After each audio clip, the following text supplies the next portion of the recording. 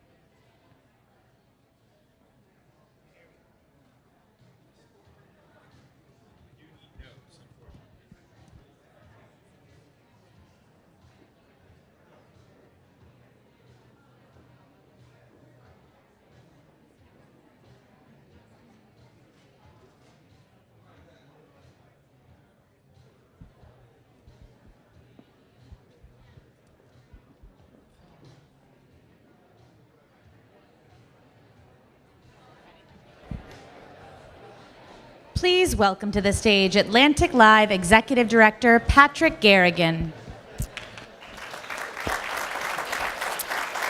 Thank you. Good afternoon, everyone. We are so excited to see a full house. I personally am delighted to return back to my home state, but more than that, I am delighted to welcome you to this afternoon's conversation, Making the Connection, an Atlantic Forum on Technology and Education. The introduction of digital tools and technology in the classroom promised to bring about an educational revolution. Access to technology, many said, could bring global resources to students' fingertips. And better yet, these connectivity and devices would enable teachers to tailor curriculums to the specific needs of students. Yet across our country, this revolution has been slow to arrive. Challenges remain in integrating these services into the classroom and ensuring teachers have the tools to fully grasp their potential. And gaps persist in who has access to tools like computers and the internet, both at school and at home, which could further stratify educational opportunity. We are here today in Columbus to talk about how Ohio can bring the promise of EdTech to all students across the Buckeye State. And in the long term, the benefits to both our workforce and the economy for making these investments. We'll hear today from teachers, policymakers, business influencers, administrators, and innovators, all who are working to bolster education and bring better technology to our students. We'll have a reception, so we'll be able to continue this conversation with everyone gathered here, so we'll look forward to that as well. Just a few housekeeping notes before we get started. We ask that everyone please take a moment to silence your phones.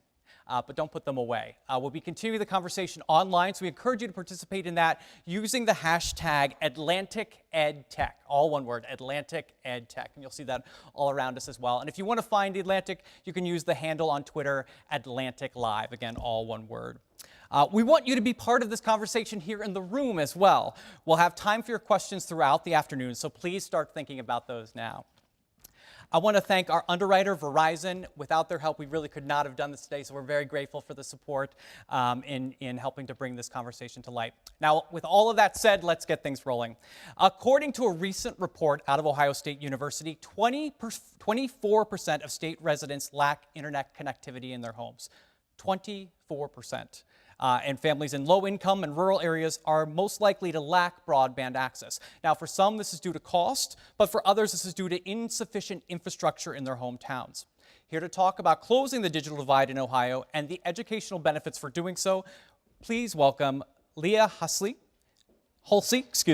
She is a social studies teacher at River High School in rural Monroe County, Ohio. Monroe County, as you may know, is about 2 hours from us on the eastern border of the state. Leon Wilson, he is the Chief Digital Innovation and Chief Information Officer at the Cleveland Foundation. In this role, he leads the foundation's digital inclusion initiatives in a city where there are still very stark divides in who has access to affordable broadband and 21st century technology. And lastly, but in no way least, Stu Johnson, the Executive Director of Connect Ohio, a nonprofit working to close the digital divide here in the Buckeye State. Here to lead the conversation is the Atlantic's Washington Editor-at-Large and my friend, Steve Clemens. Thank you, Patrick. Thank you. Hey, have a seat, folks. Good to be with all of you. I need to confess something. I really hate this subject. I despise it. I mean, this is, in 2001, I was a co-founder of a think tank in Washington, D.C., called the New America Foundation, and we had some folks like Eric Schmidt, now the executive chairman of Google, but he was at Novell, Zoe Baird at the Markle Foundation. He said, you know, we have a digital divide coming in this country, or here in this country. We need to fix it. We need action plans. This is 2001. We got a huge spread of the New York Times, and we're still at it. So I just want to basically put a punctuation point on both the seriousness of the questions we're going to be asking. But I just want to say, for all of you in this game, for some reason we haven't done as much as we should have in 15 years or 16 years. So, Stu, I want to just start with this for a minute. Is it a matter of connectivity, or is it a matter of our own? Is the issue of of closing the gap a psychological one, a social one, or is a physical infrastructure one? It's a little of both. Access, obviously, is the immovable barrier. In Leah's district. So physical, being connected to a piece of fiber. Yeah. In Leah's district in Monroe County, which is probably the ground zero of the digital divide, less than 3% of the homes have access to 25 meg download speed, which is the FCC standard. And only 1 in 4 have access to 10 meg down. And so it's an access issue there. However, in urban areas, we see low adoption generally because of cost. So, really it's a tale of two cities. One is the access, which again, that's an immovable barrier. If you don't have that, you can't get adoption. But there's also an issue with the adoption rates in the more urban areas too, which can be generational, it can be cultural. People may think it's not relevant. Some parents, not so much the kids, but sometimes the parents are hard to persuade. But I heard, I was eavesdropping on your conversation in the green room, and I don't know exactly what you do, but I heard a little bit about New Mexico. I used to work for the Senator of New Mexico in the 1990s, and this was a big issue when you're dealing with rural areas and rural-urban divide questions. I've always wondered if, over this time, we now have a generation that's passed from the period I've talked about, where the rewards for being connected to me seem so obvious, and the impact and consequences on people who have not had that environment richly and robustly around them don't have. They've got to work harder to get up the hill. And maybe that helps them out. But why aren't those areas that sort of disconnected clamoring, demanding, screaming for fair treatment? Yeah, and I would say there's other states that have passed legislation that has made some difference, but quite frankly, regardless of the technology, there's going to be areas that are not feasible to build out in. And we have to look at assisting those development costs. They're driven by consumption, which is largely driven by density. The cost of fiber is about $30,000 a mile, and if you only pass 4 households, it's going to be hard to make that math work. But then when you combine the other aspects of economic development and telehealth and jobs and education and all those things, we're getting to a point that the economic development as a result of that investment starts to reach a tipping point where we have to do something. Leon, I know you're from Cleveland. Yeah, do you talk to Columbus people very often? You encounter each other often? I mean, is this a different bubble for you? Do you guys get along? Well, again, I've only been in Cleveland 2 years, so yes. I'd say yes. Yeah, you get along. Is there any part of Ohio you particularly don't like?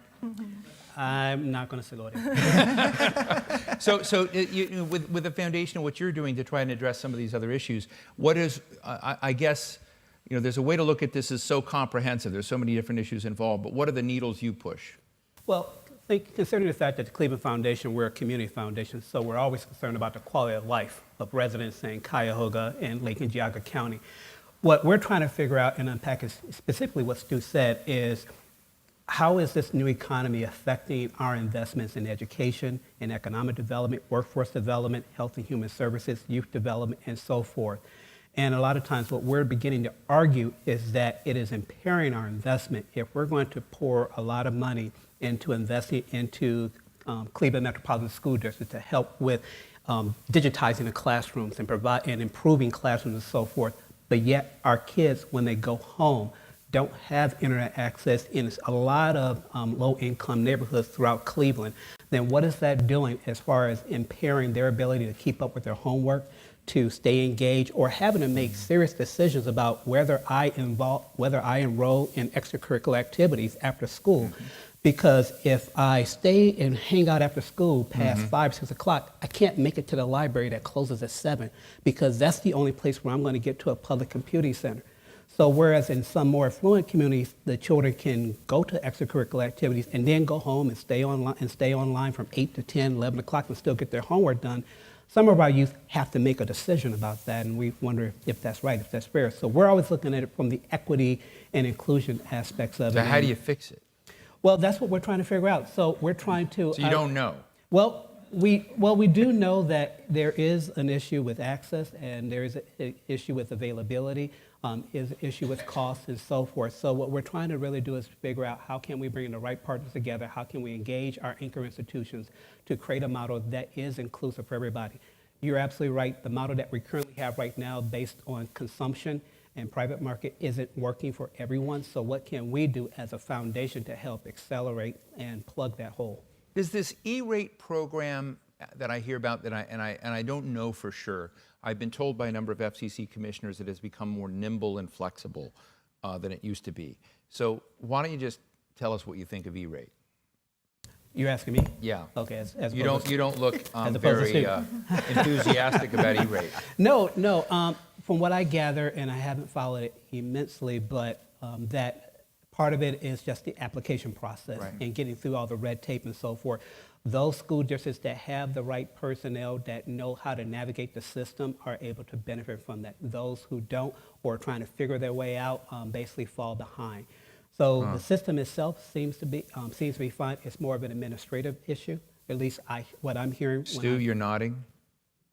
Yeah, I think it's a wonderful program, and I'd like to see it bolstered even more. However, it can be underutilized if we leave it up to the school systems to apply for those. Sometimes, especially smaller schools, don't have the resources to do that. Oftentimes, they'll hire a consultant, and sometimes that works out, and other times it doesn't. Also, it gets confusing as to what is an E-ratable event. Is wireless connectivity E-ratable or not? Is infrastructure E-ratable or not? Is a laptop that somebody can take home E-ratable or not, and why not? It would be my point. I mean, it seems to me that one way we could correct the problem with the laptops is have them included with a SIM card and a package, and when they get to school, they have that laptop for the year, and they can go home, or at least there might be mobile coverage, and make that an E-ratable event, but at the current time, it's not. Leah, let me ask you a question, tough question. Pretend Leon here and Stu, they work really hard at trying to get everybody connected in Ohio, but they just can't pull it off. It's just, you are permanently isolated.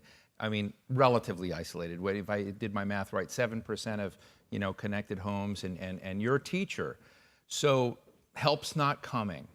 What do you do? Well, we've been really lucky. In the last 3 years, our school district applied for grants, and all of our high schools have Google Chromebooks one-to-one, which has been really great for us. So can you explain for the lay people here that don't, I saw that in your bio, but I don't know what that means. Each student has their own laptop for a whole year, like he was talking about. The thing is, though, it only has internet access where there's Wi-Fi. So they get a computer at the beginning of the year, and they sign a release. We've been fortunate that we've been slowly getting more money to where we can move the previously used Chromebooks to the 7th and 8th grade. But the problem that we still face is those kids don't have it at home. So even though they have it at school and they're getting to use new technology on a regular basis, we have to be aware as teachers to make sure that they have time at school to get the assignments completed that are online. Are there other parts in the community that provide, basically Wi-Fi hubs? I don't know, McDonald's, Starbucks, probably bad for students' health, but Yeah. but are there other hubs? Is the community, is the private and the public sector working together at all to provide those hubs? We do have, I actually have, in our community, we started the College Credit Plus program a couple years ago, and I had a student actually last year that was one of her concerns, was that she didn't have very good internet at home, if ever at all. So she would go to McDonald's to turn in her work for that class because it was mostly online.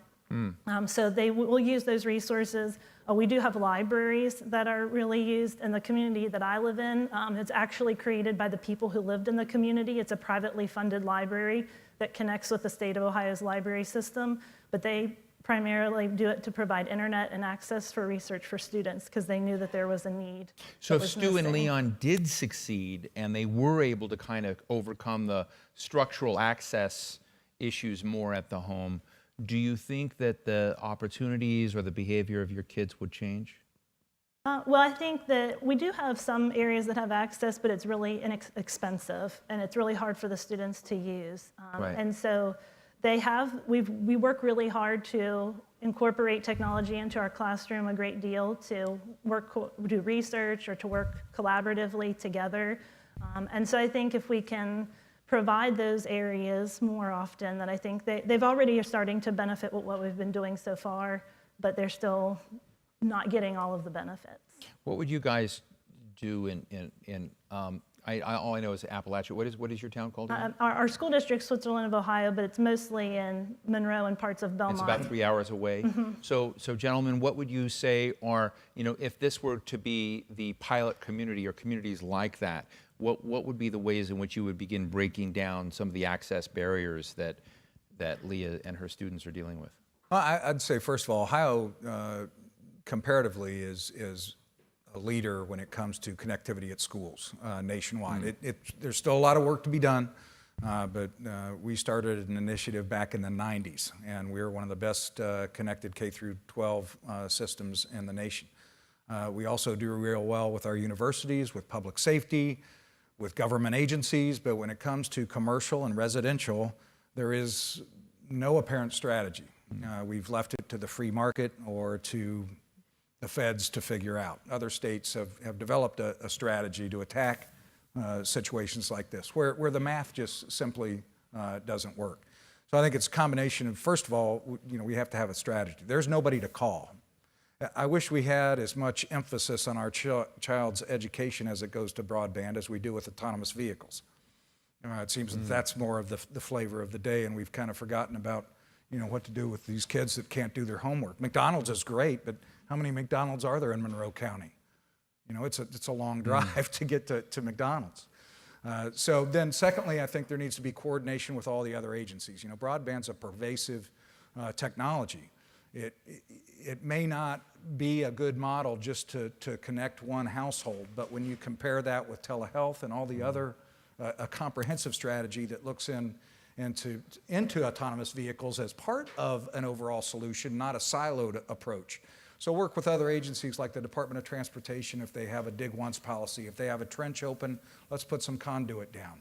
Let's work with the other agencies that may need emergency services and some other things and have a comprehensive approach to that and make the deployment costs more efficient, because we can't build the consumption. The consumption is what the consumption is.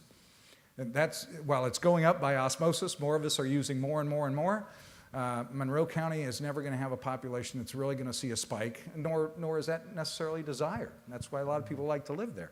So the only way we can affect the math is to get the deployment costs a little bit lower. And even then, we'll probably need a little bit of subsidy. So I want to ask you all about this a minute. How many of you will admit to having visited Washington, D.C.? Some of you out there, some of you, not too. I mean, a lot of people just Washington's the most hated town in America, so don't want to out you guys. But there's a place here called Halcyon House, which is a sort of a social incubator, but they have a lot of business groups. I interviewed Congressman Will Hurd from Texas, who's involved in cyber and IT. They did this thing. It was very interesting. I met these two or three entrepreneurs with a company called Traxel. And what Traxel does, it's a company, they've developed a way to lay fiber in the paint dividers of roads. And they're doing it at the other OSU down in Stillwater, Oklahoma.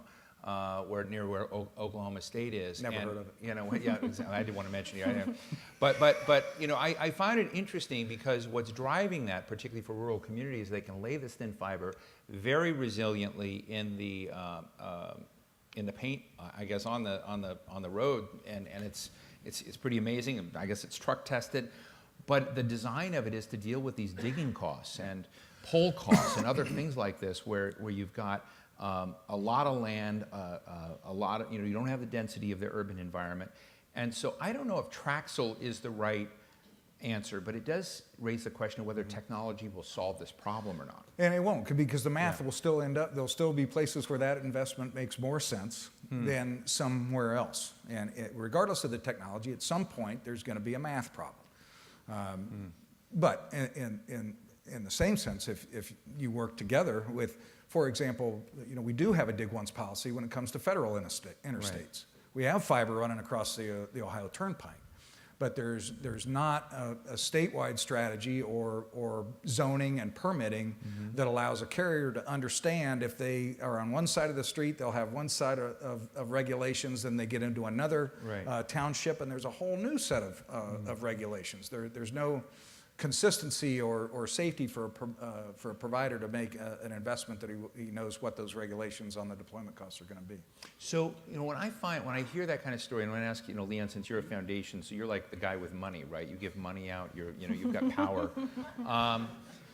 I'm interested when California had solar power standards for distributed power. One of the things you would hear from people who would put this in is that every county had different regulations, different standards. So you'd have your deployment times were different. Your treatment of the people that were doing installation was dealt with differently.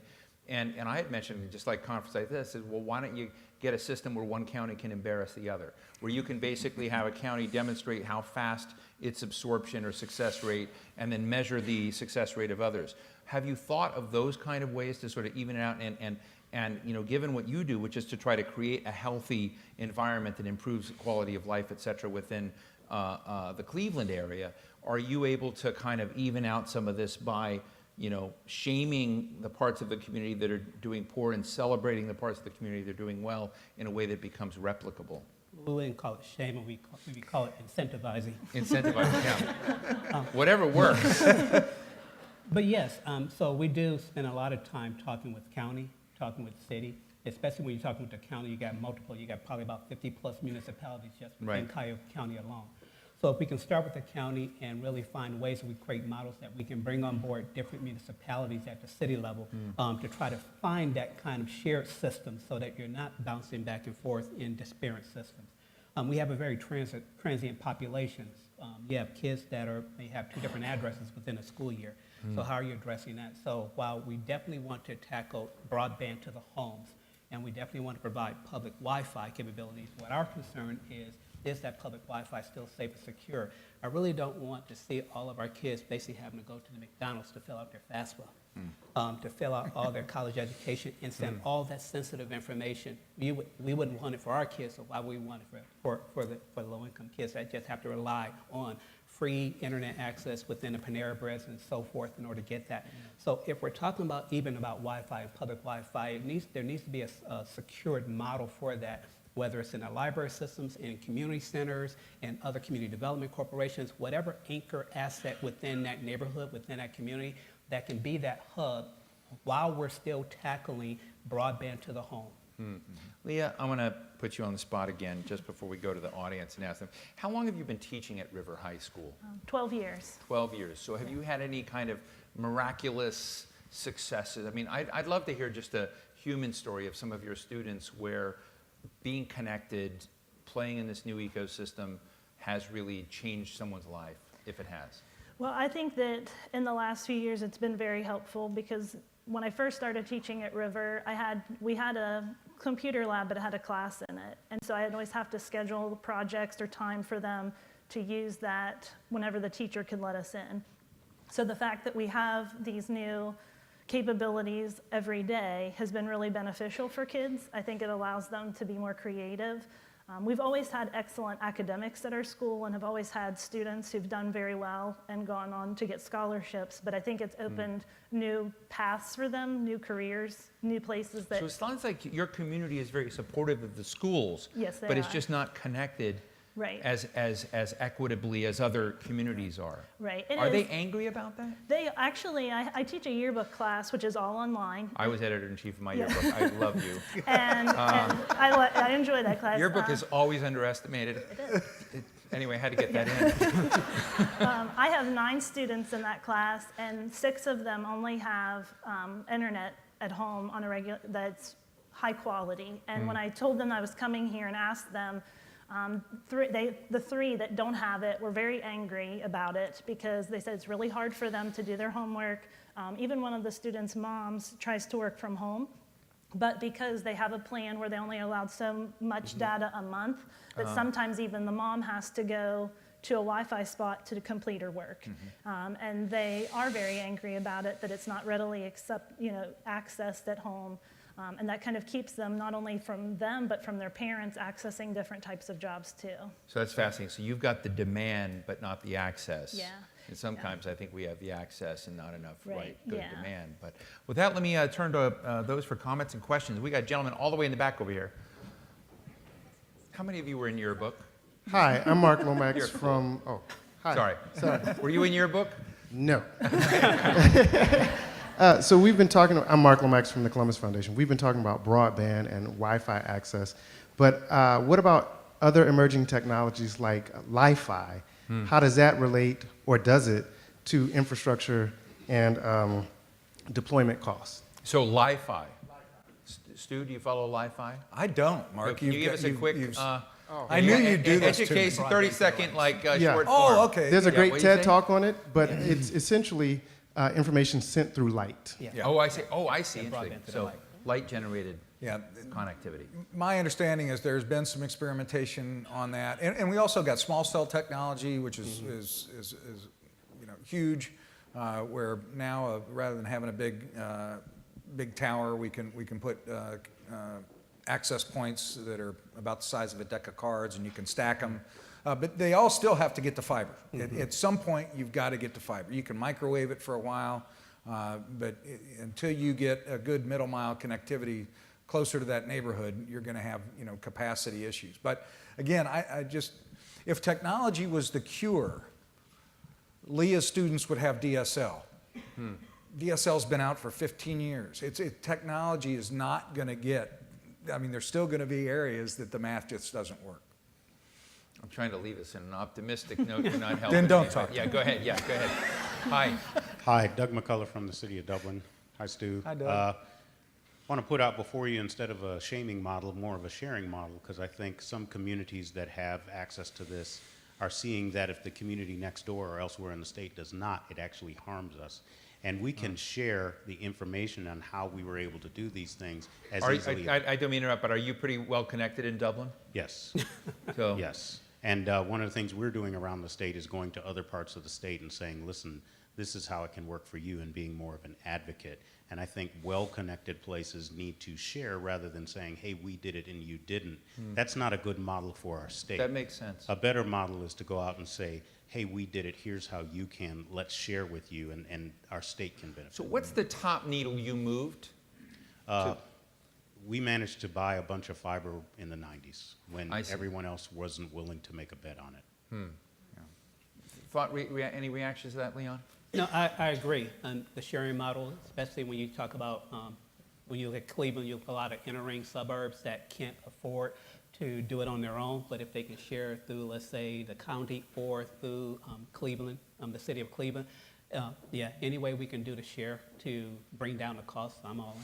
Do you have places, when I was in Cleveland for the convention this year, you have Cleveland Clinic in the middle of everything. Everybody sort of seems to be related or has done something with it, but you would have very uneven communities. Yes. And I hate to put you on the spot on this, but is Cleveland Clinic a help or a hurt in doing something? Are they doing what they should be doing to look at communities, invest in them, and create opportunity? It's such a powerhouse in the world. Right. I sort of felt, honestly, not knowing if it's them or not, should they be doing more than they're doing to help solve some of these problems?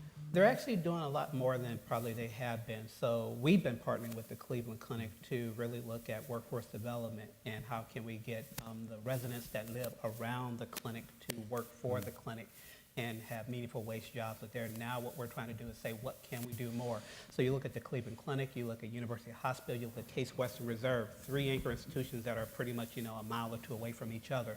And over the last 5 or 10 years, we've been we've been looking at ways that we can collaborate together. The broadband piece, the internet connectivity, the building the equity, and that's probably the next hurdle that we have to tackle with the clinic. Cleveland Clinic's done a lot. They've done some telehealth training for inner city folks. Also, one thing is we do have bipartisan, bicameral legislation that's been introduced for broadband development. Representative Smith on the House side introduced House Bill 378, and on the Senate side, Democrat leader Schiavone introduced Senate Bill 199. And so the General Assembly is very behind this. We've got 24 bipartisan, bicameral co-sponsors. And take a look at it. Good, thank you. A quick question for Leah. If somebody has a question for Leah, comment for Leah. Oh, come on, you guys are shy. This guy right in the middle. Yeah, you touched your nose. Yeah, yeah, right there, the guy that's high, right there. You got a question for Leah, don't you? Yeah. See, you would have bought the painting at the auction. All right, my name is Quishay. I'm a professor of learning technology at Ohio State. So I have a question for Leah now. Yeah. So you have the one-to-one initiative in your schools. How are the teachers using it, and are they Great using question. it effectively to promote students' learning? Perfect. I knew he had that question. I think we've been developing it over the last few years, and we have been using it a lot, not only for research, but letting the students collaborate through Google. If you ever use Google, you can collaborate on Google Documents and allowing them to create projects together, allowing them to work on different types of projects that they might not have time normally because of the access to technology. So we have been using it a lot. We've been trying to use it more also for testing because state testing is all online to allow the students to be more familiar with that. Well, thank you. I want to thank Leah Halsey of the River High School, Leon Wilson of the Cleveland Foundation, and Sue Johnson of Connect Ohio. Thank you for enlightening us on the subject. Thank you all. No shaking hands. You remember to say you're welcome? Thank you. And now, the trailer from Without a Net, The Digital Divide in America, produced by our underwriter, Verizon. The way that our robots work is we have code on a laptop that we can then download onto the brain of the robot here. Today in school, I don't think I will use a computer at all. Our hopes for the future are very technology dependent. Not having internet has been difficult because most everything is internet based, so there's a lot more stress on the students to find a way to actually do their homework. It's just exciting knowing that I'm going to go to college, like my dream is coming true. We grew up living poor. We want to see what it's like to have a chance.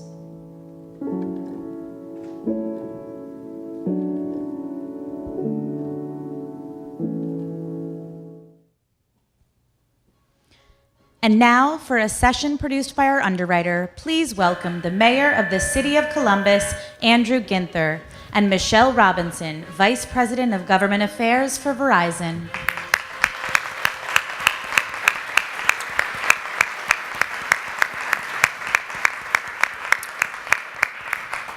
Well, good afternoon. I'm Michelle Robinson with Verizon, and I am very delighted to be here. You've already heard some today and just saw in the film's trailer that there is an alarming technology and resources gap in our nation's public schools that I think most people have a sense for, but if we pull back the covers a little bit, I think we're unaware of really what's behind some of it. It's a complex issue that spans across technology, connectivity, teacher training, and it will require a diverse group of stakeholders working together to move the needle. This includes state and federal, along with local government officials, alongside with nonprofit organizations and the private sector, and that's partly why we're here now. So, in Verizon's view, the lack of awareness around this issue is one of the reasons why we partnered with Academy Award nominated director Rory Kennedy on the documentary that you just saw a clip of, just to help bring this issue to life. We want to elevate the visibility of the problem and stimulate conversations around impactful solutions to support our nation's most precious assets, our kids. And I'll just encourage you to watch the documentary in its entirety. It's on digitaldivide.com. And there you can also learn a lot more about how you can get involved.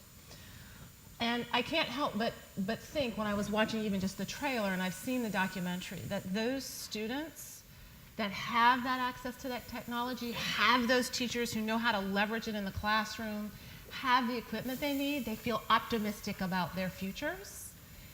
If we don't get this right, they will be fixing this problem for those that don't have all those same access and resources and teachers that can leverage it. So as you think about the issue, you're probably wondering, well, how many students right here in the city of Columbus are caught in this gap? Well, lucky for us, we have Mayor Ginther here with us to help us discuss this in detail. So thank you, Mayor, for joining us. We really appreciate you taking the time here. Oh, now can you hear me? That's great. So I want to talk with you a little bit about the digital divide in your city and how we can use local solutions to begin to fix the problem, not only here, but nationwide.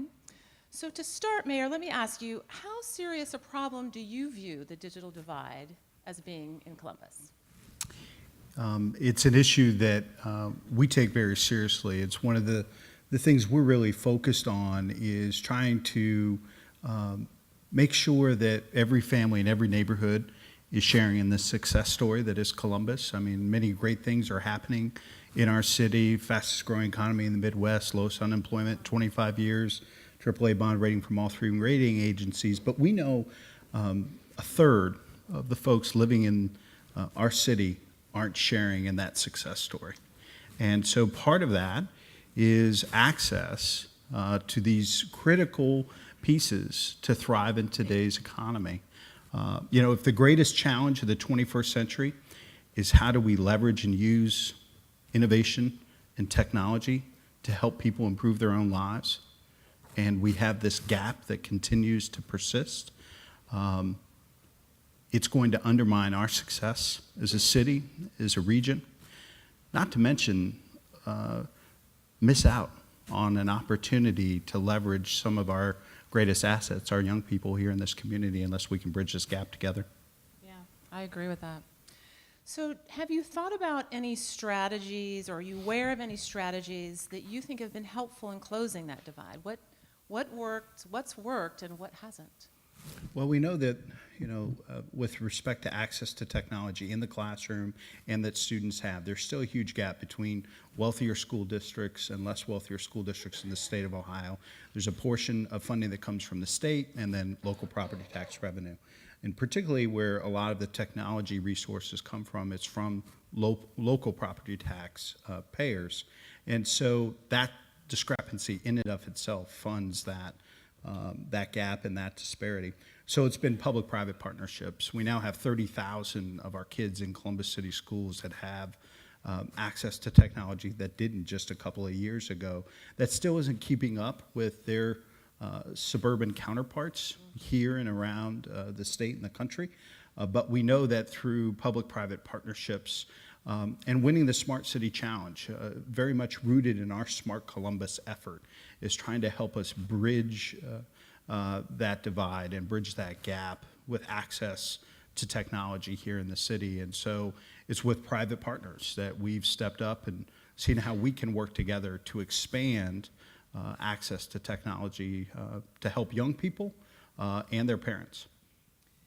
So, you know, completely agree on public-private partnerships.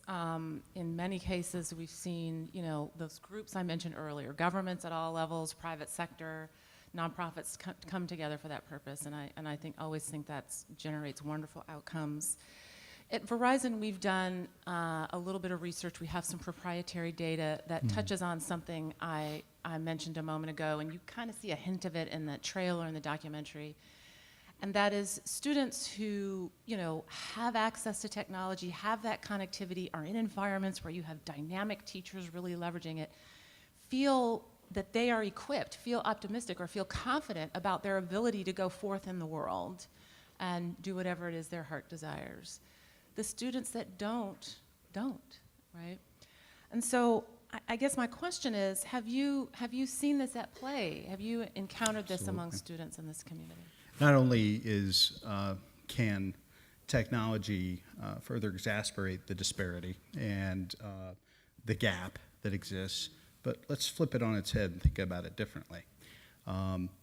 What great opportunity is there for us if we empower, those 11-year-olds, regardless of where they live, and they have equal access not just to technology, because we know the technology in and of itself is not going to bridge that gap and divide. There has to be the support, the educational support, the educational leadership, the commitment to make sure that that young person knows how to use it, is using it and leveraging it in positive and productive ways. What a great opportunity that regardless of where you live in the city, that if you have access to technology and the support that's needed to use it and leverage it, that's not going to control your destiny. And your trajectory can be set based on your access and how you use it. Yeah, that's great. So Mayor, what does it mean for the city of Columbus and the rest of the nation if kids don't have access to technology resources in school? What are the ramifications down the road for business, for global competitiveness? What does it mean at the end of the day? Well, obviously, the disparity will grow. You will have a greater chasm between have and have-nots. I'm reminded of some of the themes in Robert Putnam's book, Our Kids, the growing gap that is existing, that some identify birth to 5. You think about, you lay on top of that a disparity and a gap around technology and what that further does to that gap. I choose to look at it a different way, and that is if we make a commitment, if we align our resources strategically between public-private partnerships, the Columbus way, because we believe that we do public-private partnerships better here than anywhere else in the country. Think about the doors of opportunity and access that we can open by making sure that young people in this community have access to technology and the support and training that they need to leverage it and take advantage of it. So that big question of the 21st century that I opened with, they're going to be actively engaged in helping to find solutions.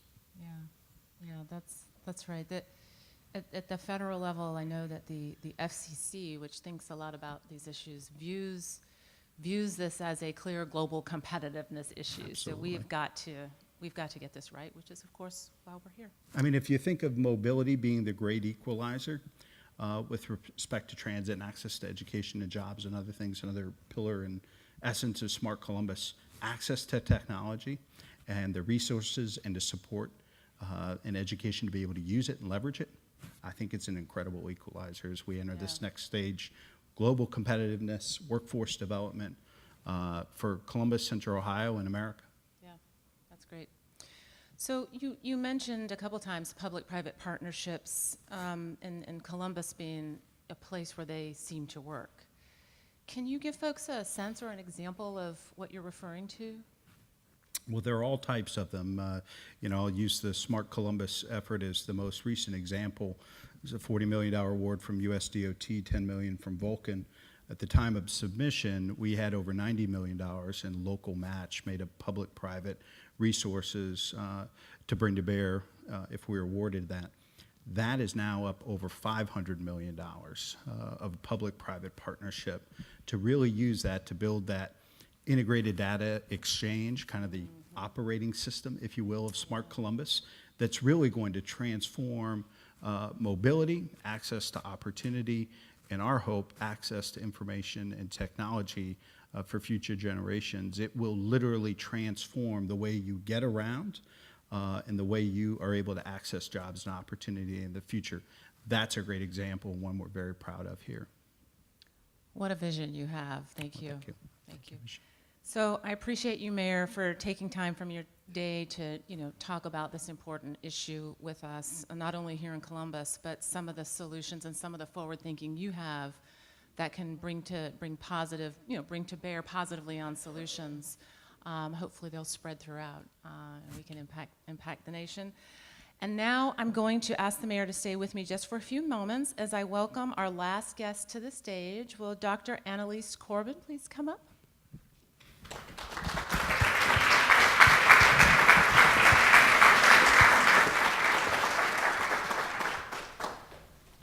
Thank you and welcome. Hello, thank you very much. So, Dr. Corbin's leadership as president and CEO of the PAST Foundation, which is a nonprofit organization based here in the city of Columbus, this foundation is working with schools and school districts to develop transformative learning strategies by using an intensive, hands-on approach with administrators and teachers. Today, I'm really pleased to announce that Verizon is making a donation in the amount of $100,000 to the PAST Foundation to help with their efforts to close the digital divide.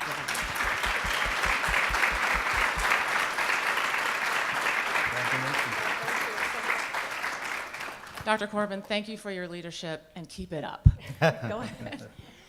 Thank you very much. PAST Foundation is deeply honored. Thank you very much, Michelle, and the Verizon Foundation, and thank you, Mayor Ginther, for sharing the stage. We are very excited and passionate about the work that we do at the foundation, and we're particularly excited about the opportunity to impact so many students.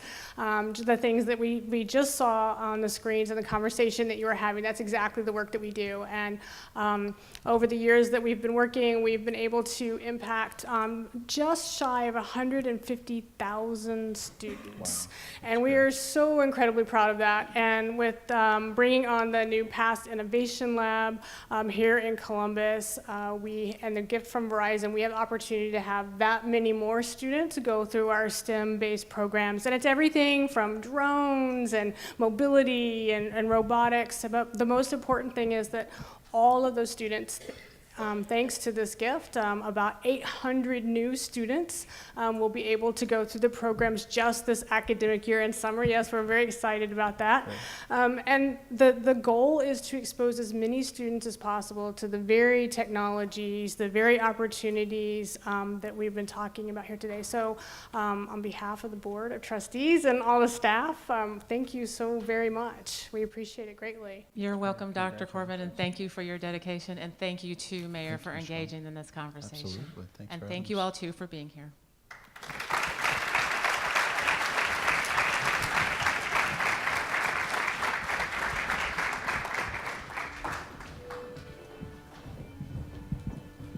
And now, for a session on preparing the workforce of the future, please welcome Don DePero, the President and CEO of the Columbus Chamber of Commerce, Lisa Chambers, the National Executive Director of TechCore, and Kamal Bob, the Founding Senior Director of the Constellation Center for Equity and Computing at Georgia Tech. Here to lead the conversation, please welcome journalist and Atlantic Live contributor, Joey Chen. Thank you. Well, you guys look cozy there, so I'm glad we have an opportunity to talk like this. Thank you all for being here, and you as well. This particular session is aimed at talking about preparing the workforce of the future, which is something I think many people in this room involved in, particularly in K through 12 education, are particularly interested in. And so I want to start with sort of that big 30,000-foot view question, and that is, are we doing what we need to do? Are we teaching, particularly starting at the K through 12 framework, are we teaching what we need to do to help kids get to those jobs of the future? Well, I think like so many other things in this society, it depends on which we you're talking about. So at the moment, the cities like Atlanta, for example, where Georgia Tech is the second most segregated city in the United States behind Chicago. And as a consequence of that, there are two separate school systems. One for those students who are on the kind of plus side and the other that are on the minus side. So those who are on the plus side, it correlates with race and class as you'd expect. Many of them do get the kind of education that they need for the tech jobs of the future. But if you're on the other side of the divide, you're absolutely not getting it. And if you look at the state too, certainly southern states 56% of the students in Georgia come out of the school system underprepared for mathematics in the higher ed system. So we have a whole remediation institution that we have to build as a consequence of the fact that their education fails them in math. Just in math, we haven't even addressed computing yet, but I'll leave it there for the moment. All right. Lisa, talk about that, though. Here in Ohio, what have you seen done, and what do you have a sense of where things are going? Are we reaching the right goals?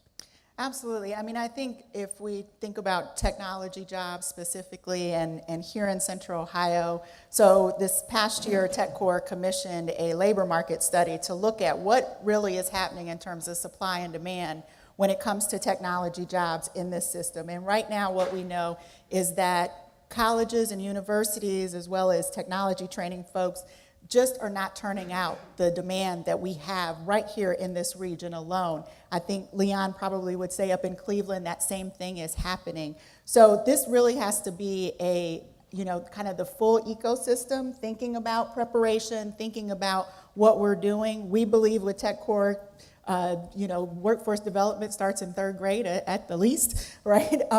In terms of preparing up. I think there is momentum. I think that there's interest. I think that there is a lot of public-private partnerships that are emerging. But I also think that there's opportunity for us in terms of thinking about, are we engaging all of our citizens, kind of going to come out, who is the we that we're talking about? And right now, if you look at the technology space and who is in that space, right now we've got work to do.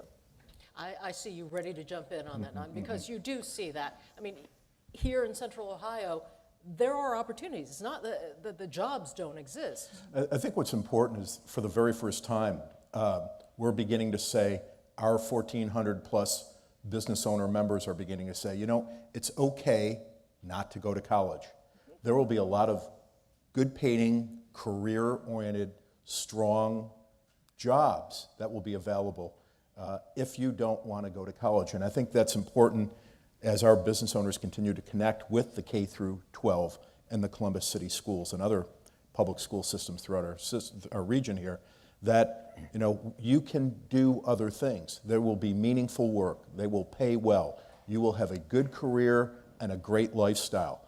But you don't have to feel the pressure that, my goodness, if I don't go to college, I'm not going to have much of a life. But what about that contribution to the tech industries that are developing? I mean, this is, you say tech industry, maybe it's not even tech industry. Everything is a tech industry today, right? Mm-hmm. So if you want to create a workforce that can work unilaterally, that can understand all kinds of opportunities and reach for them, are we going to be left with a situation where, if you don't get that college education and the technical training, you'll be left out anyway? Right. So I think there's kind of a civic part of this that's difficult. I think I quite agree that, for example, serving on the My Brother's Keeper Task Force for STEM and Entrepreneurship in the previous administration, one of the concerns was, how do you bring people into middle-skilled technical jobs? Okay. And that's kind of a national workforce development program, to your point. The challenge, though, is that the largest clamoring for equity in the tech workforce comes from those companies that don't really employ those kinds of people. So Yahoo, Google, okay, Intel, Microsoft. So if you're trying to get leadership positions in the technical spheres within those companies, not going to college is not an option. So I think it's held out there as if it's something that you can aspire to, and it is. But the way that the argument is being provided to the public is that you can do that without going to college, and it's not true. So there, I think, is where, if we're thinking about what it means to be robust, and to make sure that we don't have a correlation between the argument that goes to say that you don't have to go to college for those students who are of color and are poor, and not to say that those are the same thing, but those two communities of people, often those arguments are attributed to them. But if you gave that same argument to upper middle class white families and communities, there would be an uproar. So therefore, I think we have to be considerate about what it is exactly that we're offering to the full spectrum of people. It depends on your definition of college, though. For example, I'll use a quick slice of life example. Honda of America is huge here in Central Ohio, located in Union County, northwest of here. And they are in collaboration with Columbus State Community College and the Marysville City Schools. They took the original middle school in Marysville and gutted it completely, selected their managers who are the best trainers and put them through training with Columbus State and the Marysville City Schools to get them accredited. They realized Honda's been here about 30 years, and I'm going to get some of this wrong, but over the next 10 years, like 40% of their workforce is going to retire.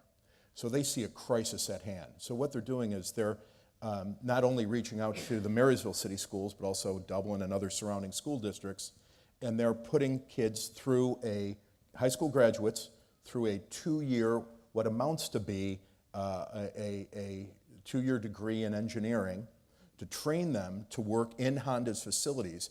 And they're coming out, depending on the grade level they come out at, they're being paid $50,000, $60,000, $70,000 a year with an associate's degree out of a training program that they've developed in collaboration with Marysville City Schools and Columbus State. And when you say that they're being trained in what? I mean, you know, everywhere I look now, I hear, oh, you got to learn to code. Your kids have to learn to code.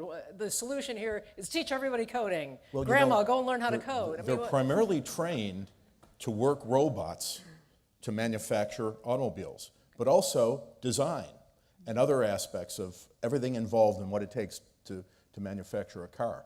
But most of it is robotics training, which will also be highly sought after, you know, as we move forward. Now, this isn't to the level that you're talking about. These aren't Google jobs, but they're still very, very important jobs. They're very high paying, great benefits, and will lead to great lifestyles for these kids as they move forward. And I think too, you know, technology is such a broad issue, right? So you can't, it's hard to say technology jobs and that means this skill or this skill. You know, that you really do need to look at what is the regional need in the market and to think about what are the strategies. So if we know here in Central Ohio, software developers, that's kind of the #1 job.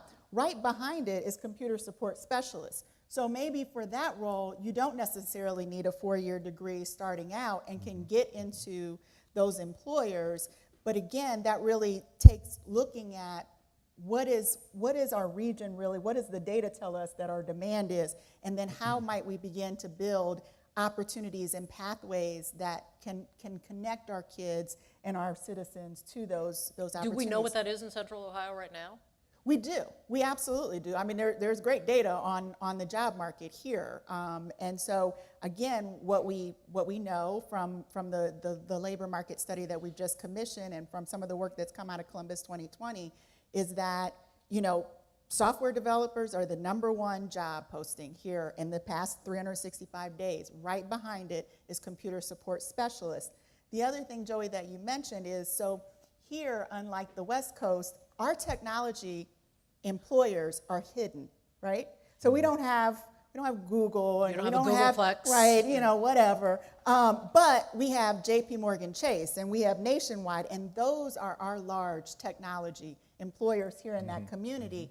And so even helping our young people understand that you don't have to go to the West Coast to work in this space. There are opportunities in your backyard in a market where you can make a livable wage and have community connections, and you don't have to run to the West Coast, or although now, you know, we have Facebook here, so. And the important thing is creating the infrastructure and setting up the systems and the educational systems to have those in place, because we can't even predict what the workforce is going to look like in 10 or 15 or 20 years. We don't know what jobs will be needed in 10 or 15 or 20 years. It's going to evolve so quickly.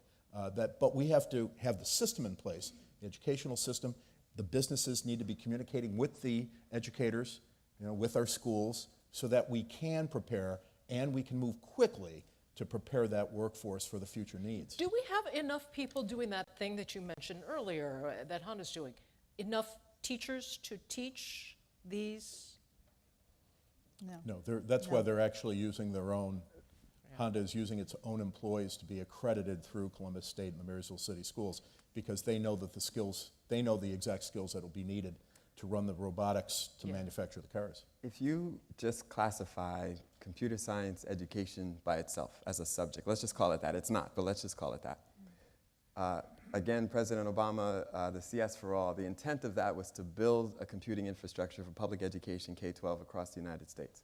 Keep in mind, there are 50 million students in public education in the country, 3 million teachers. We don't really have a solution yet to the math problem that we've been addressing since over the last 40 years. Now we're trying to build an infrastructure for this subject of which we don't really have a history of teaching. So the Math Teachers Association has been in existence for 100 years. The Computer Science Teachers Association has been around for about 20. And so therefore, we don't really yet know, there's no consensus on what to teach. And if I just finish the point, if we're thinking about what professional development might look like, and then the teacher production processes, the certification processes are complicated, and in many instances, they're just inviolate. You can't figure out what it is that teachers need to be able to do. So I think that the logic holds that we're never going to have enough computer science teachers, let's just say, in the K-12 system. So what does that then mean? And now let me enter my bias with Georgia Tech. So here is where we have to be able to build a system that is kind of human technical hybrid. There's no other way around this problem. So in order to be able to deliver this subject to the American population, the only way to do it is to have the assistance that teachers in the classroom have. It's going to have to be augmented with some kind of technical platform. Like what? So VR platform or well, what? it's so if you want to get futuristic Yeah, now, I didn't know what you were suggesting. Well, I think that teachers, if you think about what artificial intelligence can do, the teaching profession itself is under threat. But that's a futuristic discussion. But for I think for some people that's very present, right? Well, very much so, because there's states like Michigan, like Colorado, like Georgia that have teacher production shortages and they're crisis level. So there really isn't the option, particularly for people who have computer science undergraduate degrees. If you think about the decision-making choices that they're faced with, why would they choose to go into being a public school teacher if they are being hunted after with these other folks? But just to give an example really fast about what I mean by that is that we have at Tech, for example, the online Masters in Computer Science. And it's been transformative in the way tertiary education has worked. So what that means is that we have a population of students who comes to the school in a traditional way, but then we offer this online master's degree, and it's indistinguishable from what you would get if you actually came to the campus. And it's virtual in a way that's dynamic. So it's not as if it's just kind of a static MOOC and you'll go online and figure out how it works. So what we're trying to develop is a very interactive way that ultimately can be transformed into the secondary school space. And the innovative part of all of this is how do you augment the presence and importance of the teacher in the front of the student with some technical assistance that can deliver a skill set that they might not have on their own. You know, we've made a couple references to the importance of cultivating the populations that might otherwise be bypassed in this kind of education. And, you know, one of the things I've read from you is that really the breaking point for young women can come as early as 3rd or 4th grade, where they just dive off the STEM is not for me. How do you get those girls, hang on to those girls, drive them forward? We won't even get to high school. I mean, 3rd, 4th grade, how do you keep from losing them there? Yeah, well, I mean, I think there's great data out there that says how you do it. It's us being intentional about doing it. So, you know, a lot of it is about access and exposure. It's about, you know, social encouragement. It's about, you know, young people having an understanding of the careers and the jobs that are available in their space. I mean, Google released a white paper a couple of years ago that looked at why do women pursue computer science. And I mean, 4 of those controllable factors were all things that teachers, parents, communities can start doing today. And so we keep talking about this diversity issue in technology, and yet there's some good research that tells us how we can change the game. But we have to want to, right? We have to make those investments. So the president just a few weeks ago announced an initiative, $200 million. You're smiling at me, but I know what initiative. Yes, $200 million. Yeah, absolutely. To encourage people of color and young women, and I'm seeing some laughter, but I mean, where does this go? Is this initiative fleshed out in a way that will be useful to communities? There's an organization here you've probably familiar with, Battelle Memorial Institute, which is the largest not-for-profit private research and development organization in the world. It's headquartered right here in Columbus, Ohio. And they are, one of their not-so-public projects is taking a very hard look at our entire education system and how we teach. We're going to see some very interesting findings coming out of their work in the not-too-distant future. You're smiling, you probably know a lot more about this than I do. But that's what we need to do. We need to have people far above my pay grade and a lot smarter, figuring out how do we teach in the future? How is education, you're right, we've been doing everything the same way for decades. And how do we create the capacity to turn on a dime as the needs change for the types of workers that we have to turn out of our education system? And two, you know, I think here, and again, specifically in the state of Ohio, I'm going to talk about, is we've been very focused on stuff, right? So let's get school buildings wired, let's get laptops, let's buy Chromebooks, let's get iPads. We've been focused on stuff. And then when you walk into that building and you see, oh, they've got stuff, they must be okay. Our kids must be learning what they need to learn. The next question has to be, how are we using that, right? And then once we begin asking that question, we start to see the disparity between how it's used in one school versus another. If we're just training another generation of kids to want more stuff, that is not going to help our employers find, you know, nobody is hiring and no job posting does it say, want more stuff, right? Oh, I do that, you know, I can get this job, I can be a developer. And so that's when it comes into what are we teaching? And this goes to the teacher issue, that no, we don't, Joey, the bottom line is no, we don't currently have enough teachers to deliver computer science in a way that's meaningful, in a way that coding is great, but coding is one piece of computer science, right? And so there is work to be done here, and the president's initiative, we hope, you know, yes, there's some great stuff that's happening at a national level. We'll hope that it, you know, comes into this community, but we just have to ask that next question. We can't just stop with this focus on stuff being in our classrooms. We really need to have a better understanding about how we are teaching kids about computer science, because that's what puts them on a pathway to a job, not being able to use Microsoft Word. Can I add something quickly? Yes. But I want those of you who have comments, because I see a lot of shaking heads and people want to say something here. So one, just to justify my smirking, which was not a smirk, is that the CS for All initiative was a $4.2 billion suggestion to Congress to enable the Department of Education to transform the infrastructure of public education to serve computing. So $200 million, I get it. But what was there and its precedent was an actual attempt. The National Science Foundation got $140 million. We were charged with adjudicating those funds to make this the research infrastructure that would inform what it is that teachers actually do. That was a two-part punch. So it was very thoughtful. So hence my response to this current effort. But the other thing that I'd like to say, which is about, I think it's important here, the distinction between the stuff that Lisa alludes to, I think central to that is how you distinguish between equality and equity. So in many instances, a lot of these programs are administered with the objective of equality. We want to have a single computer science teacher in every school across the state. Or we want to have wireless communication in every system across the country, what have you. And you can have equal distribution of teachers with an inequitable outcome because the structure itself is not equal. So therefore, when we're thinking about these things, which is what I think is one of the undermining weaknesses of the current effort, is that it doesn't really address equity.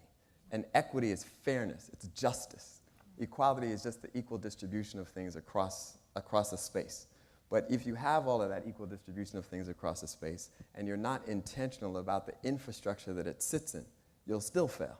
And that's where I think we're coming up short with what is the current effort, I think, focuses on stuff, and it doesn't really focus on the philosophy. Yeah, I wanted to ask Eric Brown, and there's a microphone coming to you. Oh, okay. Yeah, Eric Brown. I'm on the Columbus School Board, among other things, and do some teaching, and I've had a lot of years working in education. You mentioned coding, and I'm glad you did, because it's a good example, I think, of a current trend, and we don't know where that's headed. A lot of people are shifting gears, turning on dimes, like you suggest, to be able to direct people into that particular field. I just read an article by Ben Turoff. He's a technology writer, and he wrote in The Guardian specifically about coding, that what this is really about are the companies that hire coders wanting to drive down wages. And if we in the schools turn out lots more coders, that's exactly what's going to happen, and it does not necessarily mean that there will be all of those jobs down the road. We can't predict what the jobs are going to be in 10 years. When we're working with primary and secondary school students, sometimes the focus needs to be broader. It needs to be on reading and loving books. It needs to be on fundamental science and how to think and how to use a scientific method. It needs to be on critical thinking. There's awful lot of things, just helping kids develop curiosity and how to learn. So, how do we put technology to use, because we're going to have it, in teaching those fundamental things? Well, I'll go ahead. So, you all flip for it. So, Eric, I would say that computer science taught correctly would do a lot of those things that you just named, right? So again, when we think about computer science, the natural thought and kind of the conversation that is being raised is everyone is talking coding. Great, but it doesn't stop there, right? Because computer science can really help our young people think about how to think, how to problem solve, how to look at problems and break them down. There are all of those pieces in it, which also are good job skills to have, regardless of where you go, regardless of what you do. So I think while I'm excited that the conversation has been elevated and we are talking about coding, 5 years ago, people didn't even say coding, right? Good, but we don't stop there. So that's my piece. Well, I think central to that, again, is the distinction between educating people and training them. So if we are driven, if the objective of an educational system is to train people to work, and I understand the objective of that from a national, regional, state perspective, but it doesn't lead to an educated citizenry. And that, I think, is what the central tension that you address is. And I think now the underfunding of public education has forced them into a corner where they have to subscribe to what training is, so they're driven by industrial needs as opposed to the larger educational objectives that students ought to have. And ultimately, I think if we think about what some of these problems are that we're purportedly supposed to solve, we don't know how best to deal with immigration in some cases because we don't know the history of it. We've never read about the interface between the United States and South America and what have you. And you can't solve that with a STEM education. So we do have to have it put into a broader place. But that said, I think that central to your issue is that we can't, notwithstanding what I do, we can't think that a STEM education is the be-all and end-all. It's not. And there's another concern that I have here is that if you're just saying coding to people, and it relates to the earlier concern that I have, is that we don't want to create a technical ghetto either. So you can have all these coding programs and so on and target certain communities, but CS education robustly is reserved for those who are most privileged. And then ultimately you end up with a skill set that puts you in a sector that's arguably above everything else, but you're at the bottom of it. And then as the world evolves, and India and South Korea and China and Southeast Asia become comparable and cheaper in the ability to do that kind of entry-level coding stuff, what you've created is a factory level that's disputable and dispensable. Oh, hello, my name is Bob Conklin. I'm with the American Society for Non-Destructive Testing, which is a mouthful, so we just call it ASNT. But basically, I'm getting a feel that the discussion is kind of a top-down approach It's what businesses want. It's what educators want. It's what Board of Education wants in terms of like, we need coding, we need computer literate people. I agree with all that, but has there been much research from the student perspective? Do we have an idea, for instance, have we ever polled students, or is there a research poll where what percentage of students, given adequate resources, adequate technology, are even interested in becoming coders or computer programmers versus commercial artists or versus medical students or lawyers? Well, forget lawyers, but you know. I'll cede the time, but just in the context of higher education, at NSF we chartered a study with the National Academy of Sciences to assess the burgeoning enrollments in computer science.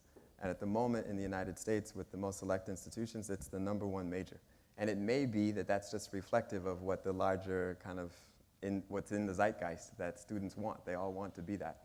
But I would also suggest that rightly so, I think they're interpreting this skill set as something that's ubiquitous. It's in the surface of. I don't think that a lot of students want to become computer scientists per se, but they do want the skill set to enable them to do whatever they want. So therefore, I think it has become something that students themselves, just by the decisions they're making in the majors that they choose, we can see that their preferences reflected in that choice, and therefore it is something that a lot of them would like to do. I don't mean to oversimplify this, but there are laws of supply and demand, and you know, the business community too will also, you know, contribute to this process and say, we see the need for these jobs because these are the products and the services that our customers want most. So, you know, there's always historically been that push-pull, and that will continue. It just, you know, we just have that gap right now, and it's got to be addressed. I want to thank all three of you for being here, and I want to encourage people, because I know there are other questions here, to seek you out and talk further to you. But thank you all for your insight. Appreciate it. Thank you so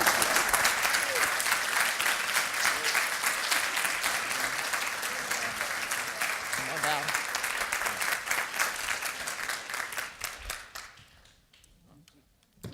Whoa. Thank you.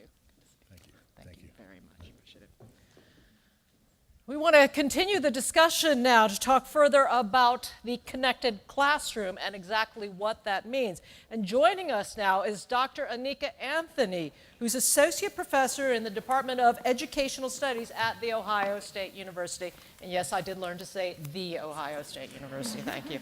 Also with us is Amy Palermo, Chief Content Director for Educational Technology in the Instructional Technology Services of Central Ohio. She's going to teach us what the acronym for that is, because there must be one.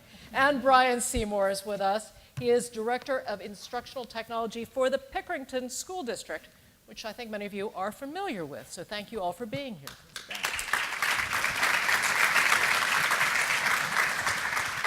So Brian, I'm going to start with you because I think you are right on the front lines here. You're the guy handing out the iPads and the Chromebooks at Pickerington. And I think some of you probably have children who've attended this school district, one of the best recognized, highest quality school districts in the country. Very well recognized for that. You have taken away the books. We have. What's going on there? So in the last 3 years, we've made dramatic changes into what instruction looks like. And we've not purchased any textbooks for the last 3 years. Not purchased any textbooks. Outside of those few for CCP, so Ohio State folks, we're still purchasing those. But what we've done is we've taken all 10,600 of our students and gone completely one-to-one across the entire district. One-to-one meaning every kid has their own device, from preschool all the way up through 12th grade. Do folks like this idea? Yes? No? Yes? No? All right. You're going to have to explain that to them. So basically what we're looking for is we're looking for how can technology improve what the teacher is doing. This is not replacing the teacher by any means. I come from actually a curriculum background. I was a curriculum coordinator for 2 years. I was also a teacher for 11 years. So I understand the importance of the teacher, but I also understand the significance of the technology to be able to help us personalize and differentiate instruction for all kids.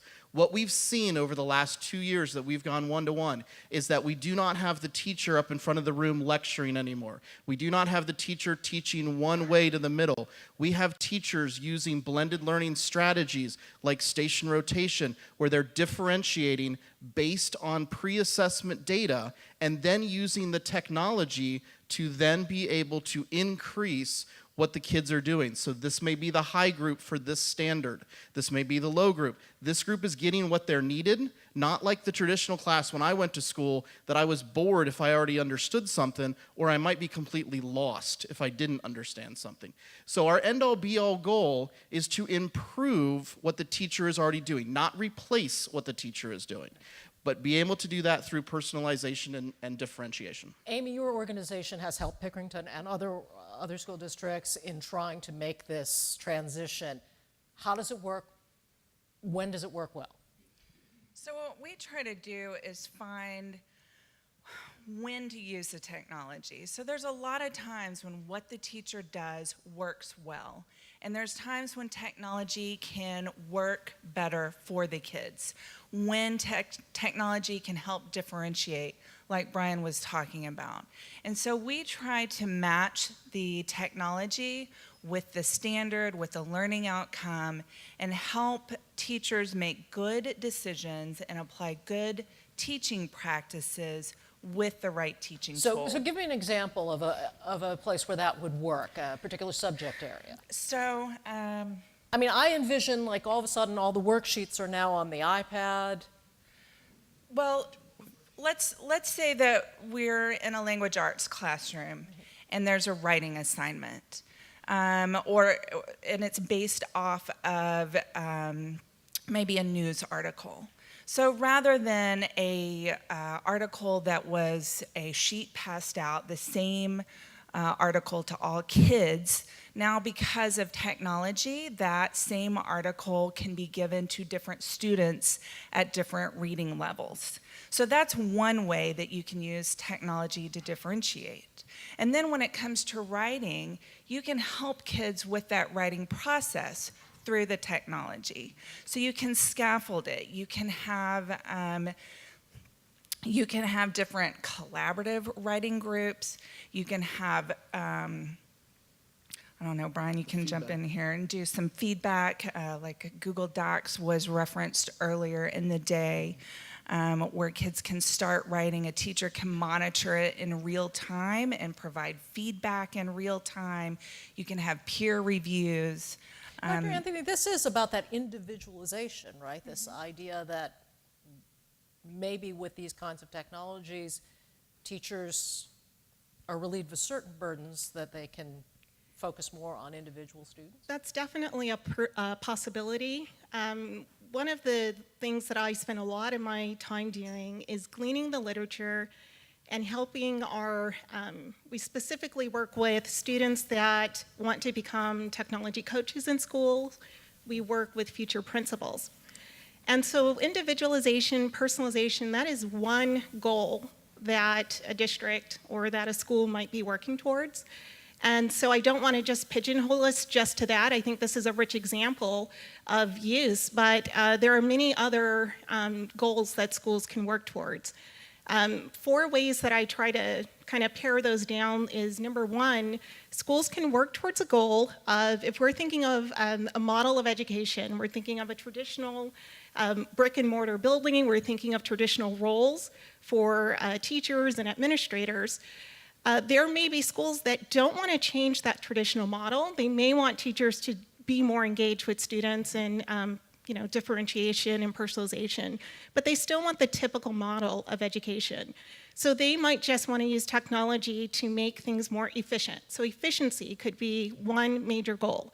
And there are many ways that we can use technology in schools to maintain and continue the current model, but let's just think of how to make it more efficiently. It sounds like with Brian's district, though, they wanted to move beyond efficiency to actually get to changing instruction. And so it sounds like they had some clear articulated goals, and you can get into that in a bit, on why you all wanted to change to more personalization, why you wanted to probably do more integration within curricular areas. But there's a huge category, right? Volumes of uses on how we can change instruction and not just make it more efficient. So And there's Brian, what was two the others. impetus? But What happened here? So really, we knew that we were a high-flying school district. You know, the state tests always, back when we were giving the OGT and those kinds of tests, we were always doing very well on those. But as we saw, we weren't doing so well on tests like the ACT or the SATs. And we noticed that our kids or our teachers were covering content, but our kids necessarily weren't learning content. So the question was not necessarily how can we use the technology, but how can we use the technology as a foot in the door to modernize some of our teaching practices. And what we created was we actually created a model of blended learning that we are calling tradigital learning, which is actually the best teaching practices of a traditional classroom blended with the best teaching practices of a digital classroom. So we used a lot of John Hattie's work to identify what those best practices were. So we're not saying that our kids are on devices 24/7. No way, no how. They're on devices about 50% of the time. And any more than that, then we start to get some of the same problems that we had when everything was on paper and pencil. So really what we're looking for is being able to get down to the real true instruction and really making an impact on every single kid's life instead of just teaching to the middle in every single classroom. I know, I can feel that there are people who want to comment on this. So I'm going to open it up earlier, actually, than usual to those of you who have questions and comments about that. But I am struck by this. I mean, I'm a parent. I look at this. I understand this is the trend across the country to do the one-to-one, to give these. Your district is the largest in the state of Ohio. Correct. To have gone this way. You are a front runner in this. Can you assure me that you've done the right thing? I don't know if we can ever assure that we've done the right thing in education.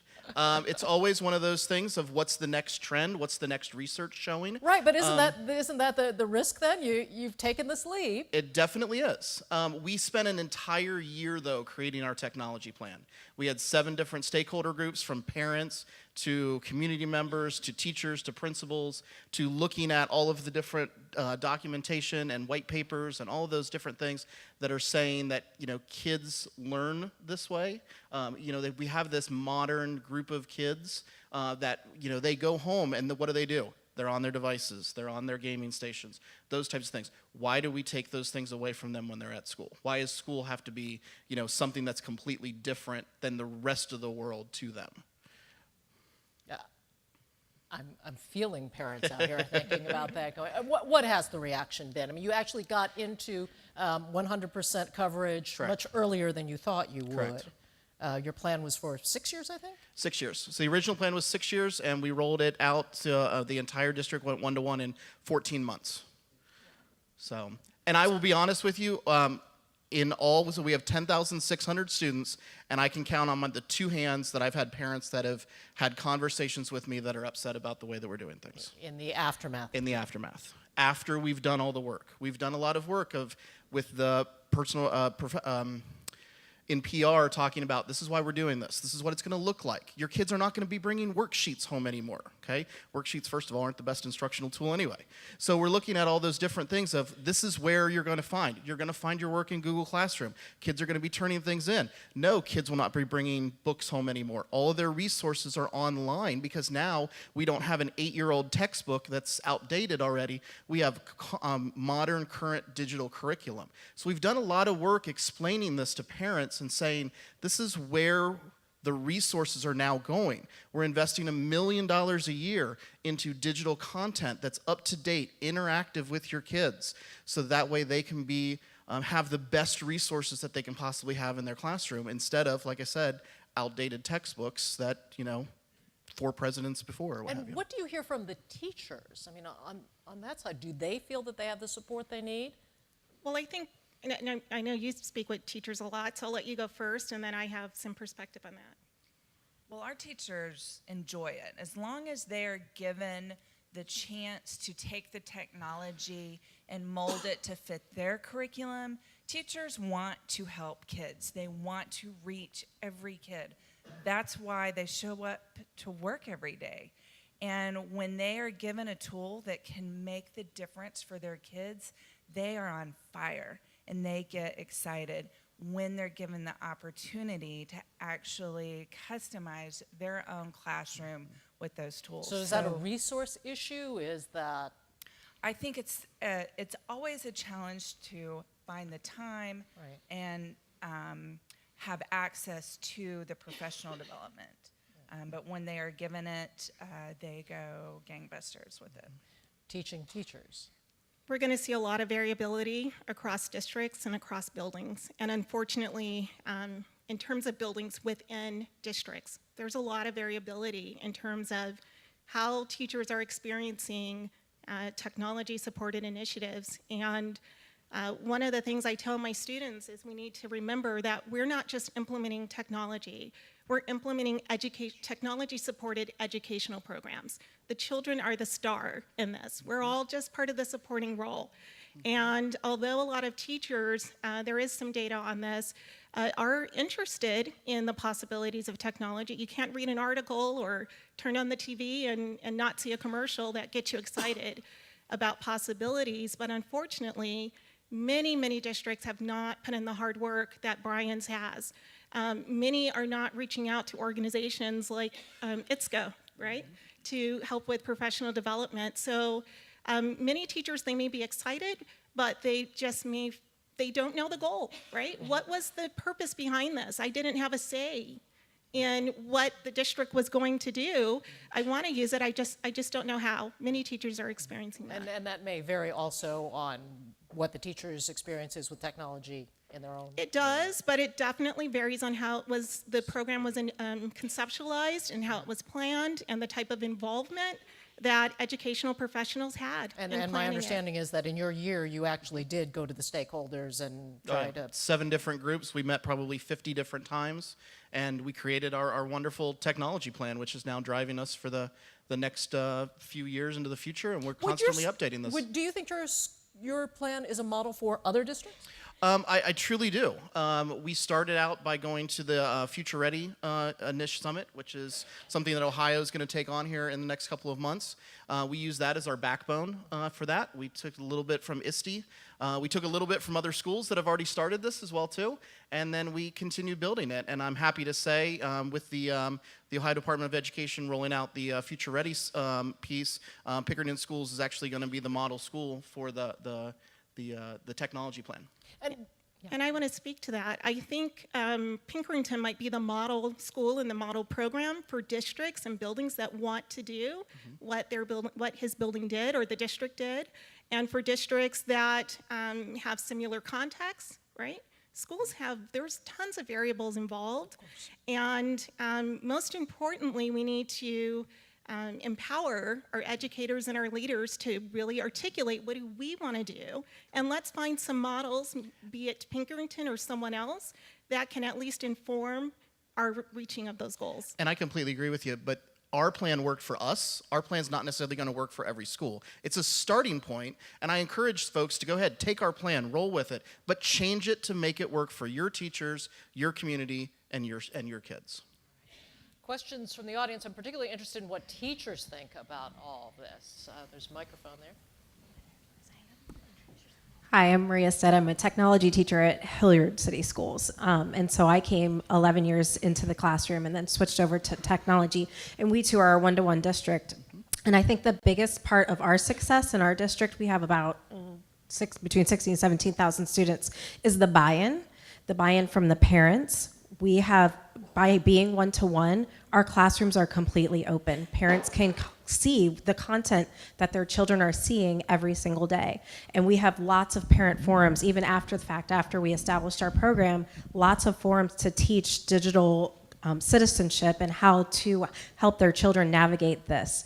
But also teacher buy-in, providing that professional development, because you have people that have been in the classroom for 35 years that might be gung-ho or might be scared, you know what. So the buy-in there between the teachers and then the support from administration is by far, I think, one of the biggest things to give the teachers the professional development, provide, like our district does, a technology teacher in all of the buildings to support the staff and to support the professional development. Yes, Keith. Sir, back there. Christine, to your right. Or now your left. It seems to me the bottom line is whether the digital classroom improves learning across the board. Do you have data that shows that? And if so, do you have data that shows the digital classroom improves learning for low-income students as well as upper middle-income students? Right, the equity question that we were talking about. There's definitely data on studies that have been done. I would not say across the board because, again, our communities, our schools, they vary, right? The specific needs and goals that we're trying to reach, they vary. But we do have evidence of ways in which technology can be used for various purposes to raise achievement, to increase student motivation, to empower students to take more ownership over their learning process, to connect with communities. So there's examples. I think what we need, so often a lot of schools, unfortunately, or administrators hear these success stories and they don't realize, again, what Brian's district and some others have really gone through in order to reach these impressive outcomes. So we need more stories, and we need to share these conceptualizations. There's actually rich ways in which we can not just get to the practices that were done, but conceptualize what happened in the organization to lead to the success. So I believe we're still really young in this process. We've only been doing this for 2 years now. So the data that we are collecting is we do have 4 different metrics that we use. One of them is the Future Ready readiness assessment, which basically tells you where your infrastructure's at, where at a global type of thing, where your curriculum department's at, so on and so forth. There's also one from ISTE, that is the essential conditions. We also worked with a professor up in Walsh University. We rewrote the ISTE student standards into student-friendly language, and we give that survey to our kids every year to see how they believe that technology is impacting their instruction. And then we also are working with the parents as well on a survey to figure out how they believe that it is. So we've got it from a little bit of all the different parameters. But when we talk about student achievement, things like that, a lot of these curriculum type things are gonna take 3 to 5 years to really, truly show if it's really making a difference. I will say though, some of those other points that she was talking about, we've had a ton of increased engagement. It is off the charts. We've had less discipline in the classroom. We've had kids believe that they are learning things better than just the teacher covered them. So for me to get started with and where we're at right now, those 3 things have been fantastic, and I'm encouraged to see where things are gonna go in the next couple of years.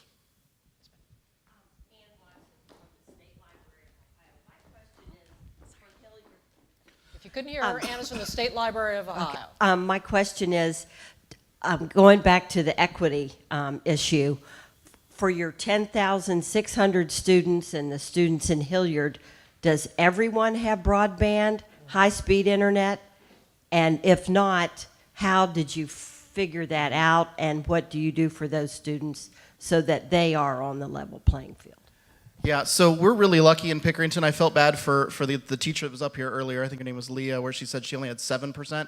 We have the reverse. We have 93% of our kids have Wi-Fi. Pickerington is fully covered. So basically, it's a financial issue that we deal with.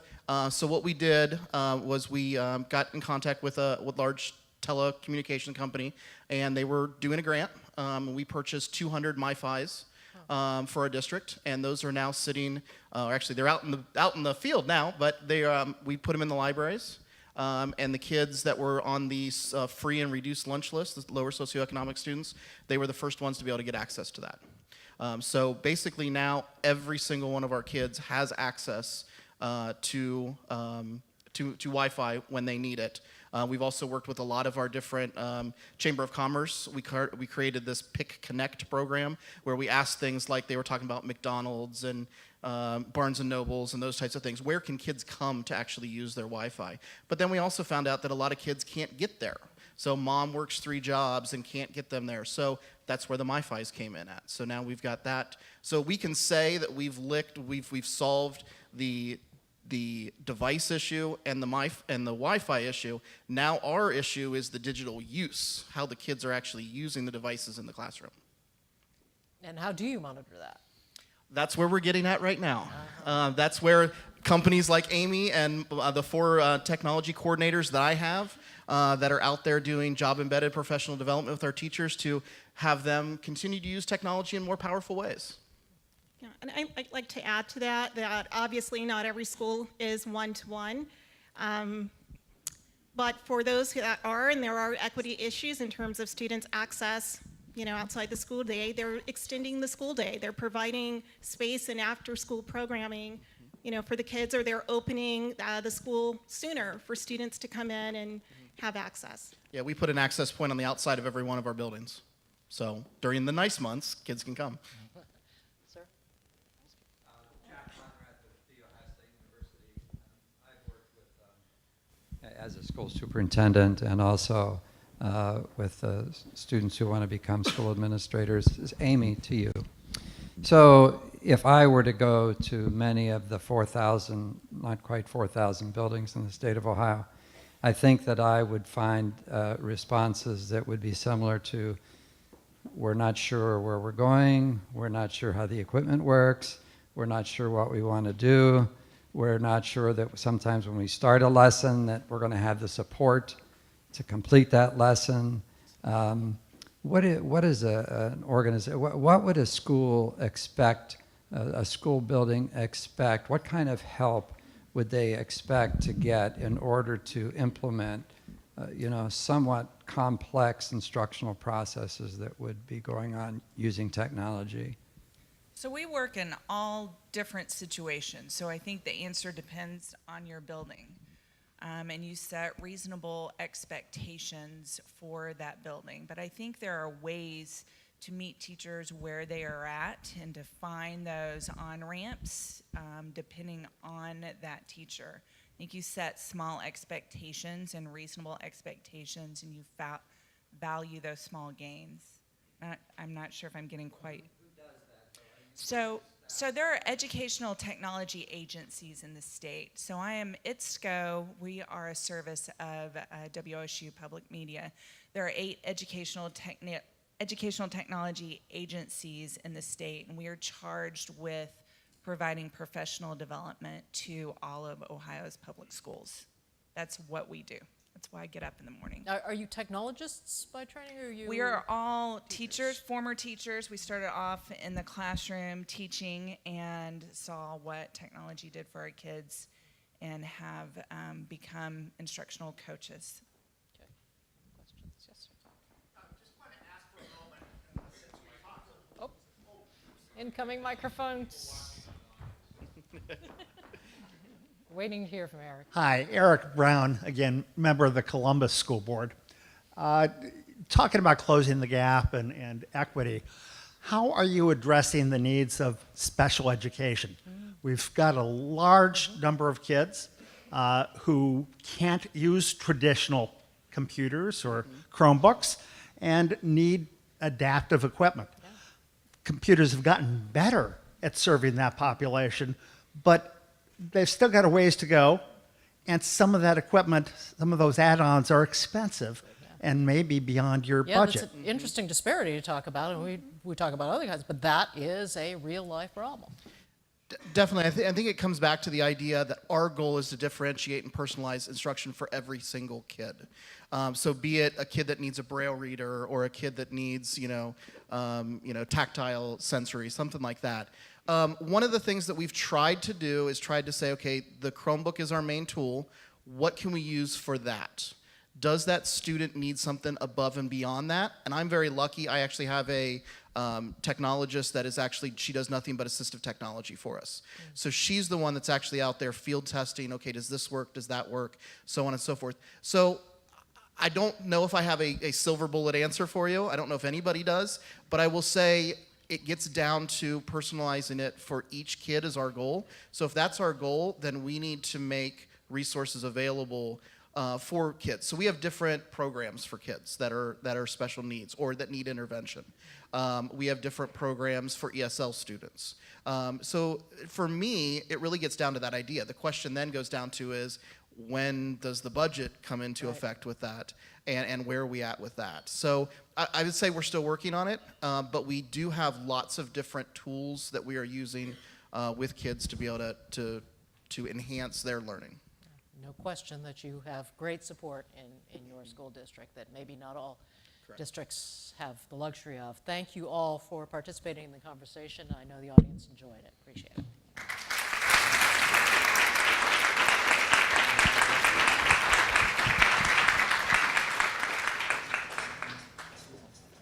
And now for a session on the vision and the challenge, please welcome State Representative Kristen Boggs and Tess Elshoff, President of the Ohio State Board of Education. Back to lead the discussion is the Atlantic's Steve Clemens. Hey everybody, drinks are soon. Yes, Tess, I want you there. We were going to put you guys together, but like, you're president of the Ohio State Board of Education, right? You're like, correct. You're like the big cheese. No. And you're appointed by Governor Kasich. You're a Republican, right? Correct. So you are a former Deputy Attorney General for the state, representative of the 18th District, and I think you're a Democrat, right? I am a Democrat. So these two people, I'm predicting in 18 years, will be running against each other for the United States Senate. So I don't want to make it too kind of warm and fuzzy right now. So I'm going to sit in the middle. I'm frustrating my team, but thank you for doing it. Let me just start out and go to Madam President and ask, oftentimes, we're talking about tech and ed, and we're talking about the ecosystem for education, how to make outcomes healthier, better, to link resources to need, and to deal with life. If we were to make you all powerful in the state, to kind of figure out where you're going to disrupt the system, what would you do? As far as what technology would look like in each and every district? No, just making it, maybe technology is not the issue. Tell me, if you were going to be a disruptor, an innovator and disruptor, and you had real power to change the Ohio educational system, what would be your priorities? To allow districts to be able to serve each and every student to the needs of each and every student's abilities to reach their full potential. What does that mean? Every student, I firmly believe, is different. They learn different, they achieve different, they have different needs. And I think so often we put everyone in the same silo, the same box to go forward, and it doesn't allow each one of the students in Ohio to reach their full potential. Madam Representative, you get the power now, and so how would you disrupt? What would be your answer to kind of disrupting the network? Or do you feel that the educational ecosystem of Ohio needs to be disrupted? If I were to do one thing that would disrupt the ecosystem of our education in Ohio, radical idea, I think that I would probably take school funding out of the hands of the state legislature and put it into the power of another body that isn't stifled by voters and who the governor is and term limits, and create a real strategic plan to long-term funding education. Now, you come from an area of a state, I understand, 3 hours south from here, right? 3 hours north. 3 hours north, excuse me, and is one of the more resource-strapped areas of the state. So you came from sort of a poorer base in the school system, and now you're representing some of the richest kids in the state, right? Yeah. How does that feel? Well, I'm proud of the school districts that I get to represent that are ranked some of the highest in the country, but certainly I understand the challenges of coming from a school district that is strapped for resources and has the issues that are typical of our rural communities. Mm-hmm. Tess, you're in one of these, you're in New Knoxville, right? Which is correct. And you have 5 children, as I understand it, that are in this area, and you are in one of the areas where it's been sort of tougher from a resource base. Yes, it's one of the smallest school districts in the state of Ohio. So how do you bridge that gap between resources and opportunity? I mean, I know that Governor Kasich, when he invited you to to play this role was taken with the fact that you're coming from a school system that is rural, that was there. So I'm interested in I mean, you two may actually be on the same page, I think, on this, which would be remarkable, right? So, but how So that means we get to move seats, right? What's that? Yeah, we can get put you both together. That might be better, in fact. We'll get there in a minute, but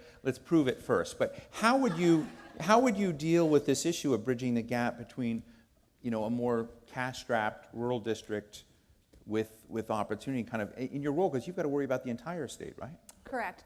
I think utilizing different resources, one being the Department of Education to step up and be a key role with districts in allowing them to be a network of different grant opportunities that are out there, partnerships, collaborations, not only within our state, but nationwide that are out there helping utilize technology and getting it into the classroom. How is technology seen as a deliverer, a platform for opportunities with, say, New Knoxville?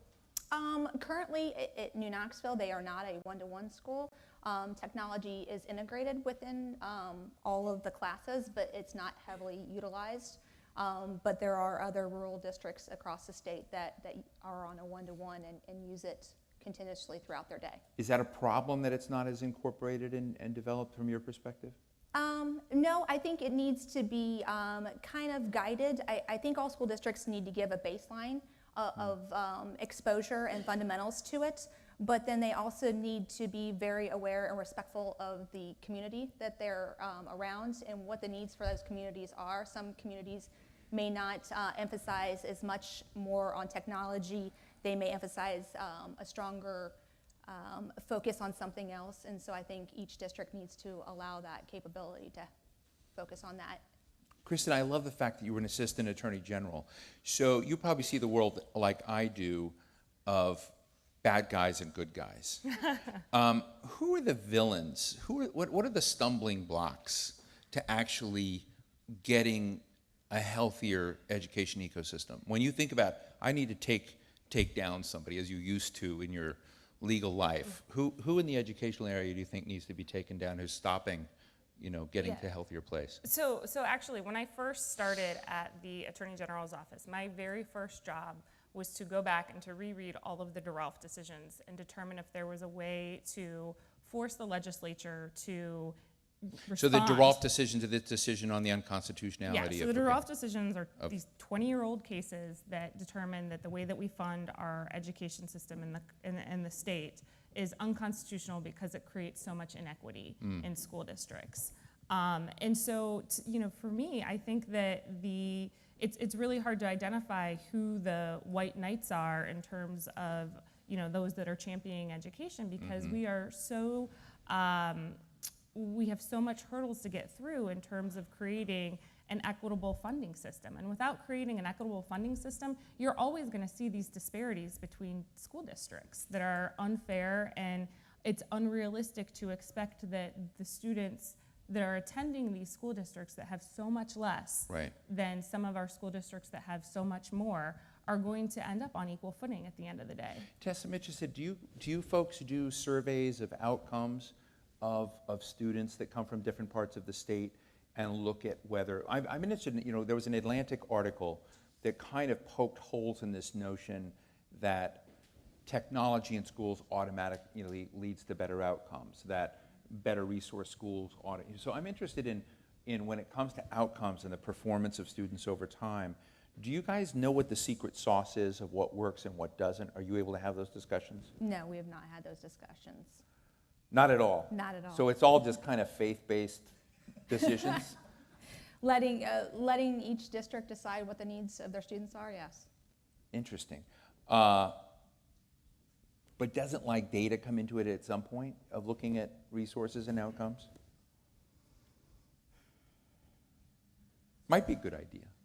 It might be a good idea with as many school districts as we have to drill down into asking each school district exactly what they use, what programs they use.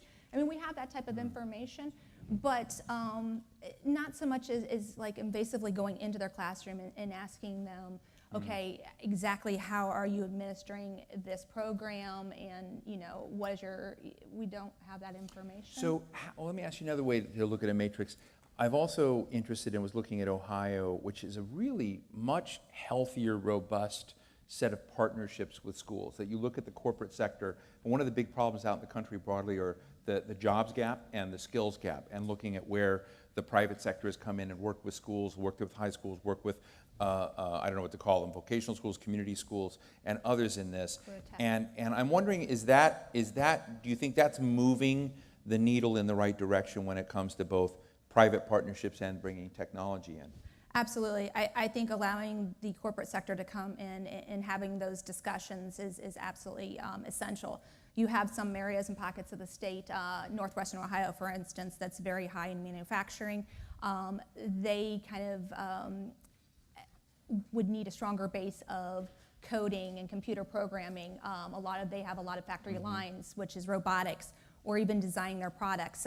For instance, one of the manufacturers has forklifts, and they now have a glove that the employee can wear that actually programs and drives the forklift as they walk in front of the forklift to pick stuff off of the shelves and stock the thing. So that's a different knowledge that those students would need going forward if they would want to get jobs in those communities. Where up in other areas, they're very high in in medical fields. So they're not going to need as much as the manufacturing coding type of skills. They're going to need more office space and different programs like that. And too. I've been reading, if this is correctly attributed to you, that you found that in these partnerships with both technologies, that traditional schools surprisingly have had greater success than charter schools here so far. Is that right? I've seen a lot of traditional schools really embrace what the manufacturing communities need with technology and really tried to form partnerships and bring those into the buildings. How's that happening in you? Do you have charter schools in this area? Oh, Like we're in your district, right? You're in charge in this area? And you're in charge above, right? So we're sort of in your world, the whole state, but we're in your district here locally, so. Yes, this is my I district. should I'd never really put say you I'm guys in charge here. of anything. You get back on this. I can't do this. You guys sit on the couch. We're going to have like this kumbaya thing here by the time this is all over. So we're in your district, but when it comes to partnerships and looking at these issues and charters, I don't want to go too much on the charters public school area, but do you see a difference, Kristen? I'm fortunate that the charter schools I have that are within my district are good, high-performing, quality charter schools. God, there's got to be one bad one, right? Across the Yeah? state, there's Yeah. definitely more than one. Unfortunately, we have become, I think, a state that has cared more about the profiteering of education Right. than preparing our students for pathways to success through our charter schools. And so I'm lucky that the ones I have are good ones, but I would say the vast majority, unfortunately, have given them a bad name. In response to creating these public-private partnerships with companies or employers in my district that are looking to develop the workforce needs through our education system, we try to be open to that. We certainly want to help create those avenues so that our graduates will have good paying career jobs. But I think we also need to be conscientious about creating minimum standards that, workforces change. Right. We can't solely be dependent on the employers in our communities determining and dictating what our educational standards are because, they may not be here in 10, 15, 20 years. So we need to develop our students so that they certainly are able to work good career jobs when they graduate, but that they will have opportunities to learn transferable skills as well. I guess I think both of you, one of the things that has bothered me about this topic for many years on digital divide, on how to get education right, is there's a certain set of questions that has to do with how fast technology is coming on. I've interviewed Sal Khan and Khan Academy, and you go to India and you see all these students in India taking Sal Khan's courses long distance and getting themselves into universities in Canada or England or the United States. And it's remarkable to see that ecosystem evolve. And yet we're in states and sometimes we talk about the connectivity. So maybe we don't have fiber into communities or we don't have the resources and material. We're a very rich country. On the other hand, there's a sort of conceptual connectivity that I'm just wondering about, where we may have a generation of teachers or mentors or parents that haven't conceptualized these opportunities in a way. So you can have broadband in, and maybe still it's not valued in the way that a poor kid in India values it. And I'm interested in how you mesh those. So the one's physical infrastructure, the other's psychological and intellectual infrastructure that values this. And I'm just interested, Kristen, do you deal with that element and Tess, when you deal with it on the state school board? Do you guys wrestle with those conceptual issues of how do you get greater demand for this kind of thing? Does that make sense? Well, I think the chord that you're striking is this idea that education is as much about learning skills and training as it is about a socialization process. Right. And if you don't adapt the idea that you have the opportunity to truly achieve success through your education, then no amount of technology, training, instruction is going to bridge that gap. If you yourself don't believe that that's the pathway for you to be able to go to college or lead a more successful life. And I think that, yeah, we do fall short in some of our communities and some of our school districts of providing that socialization that you have the opportunity to be successful if you take, every chance you can at advancing yourself. Tess? Yeah, those are a lot of discussions that we have at the state board and the department level as well.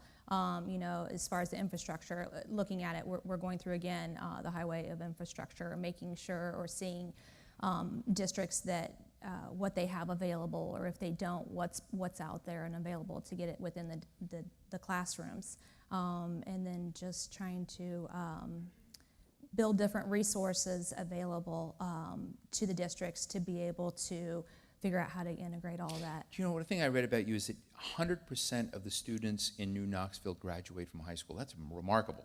Is that a true stat? Yes, it is. 100%? We How many of them around are there? Like 25 7 or to 8? 30. Yeah, 25 to 30. Okay, so no, but 25 still. to 30 yeah, students. but I mean that means On a good one year, would we be have 40. one would be 4% down. I find that interesting that you have it. Now I understand that one of the things you've done, because you have a largely homogeneous population there, I guess it's 4%, which means you have one kid of color in the school, right? So or maybe across. If my data is correct here, we had intelligence done It's a on little both off, of but you. we'll go with it. Yeah, but you've gone on a listening tour basically to kind of experience other school systems. Correct. What have you seen in the state that was great? What did you see that was lousy, that scared you? The greatness is the collaboration that districts have.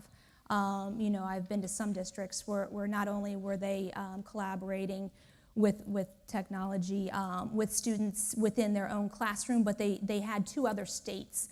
So their classroom, along with 2 other classrooms across the country, all had to come up with entrepreneur business plans, and they had to pitch them to one another via through the internet. And they had to critique one another, and they had to go back and tweak plans. And so they had to not only learn how to work with their peers within their classroom that they see every day, but a whole different realm of different personality. So they were connecting to different And communities. yes. Did you see? Have you seen? I hate to put it bluntly, but have you seen the dimensions and challenges and the opportunities of greater racial diversity inside schools? Because I know that some of the rural school districts are not that racially diverse, whereas the urban schools are here. No, I haven't really seen. I mean, in the classrooms, it's everyone is 100% hands-on and involved in it that is in that district.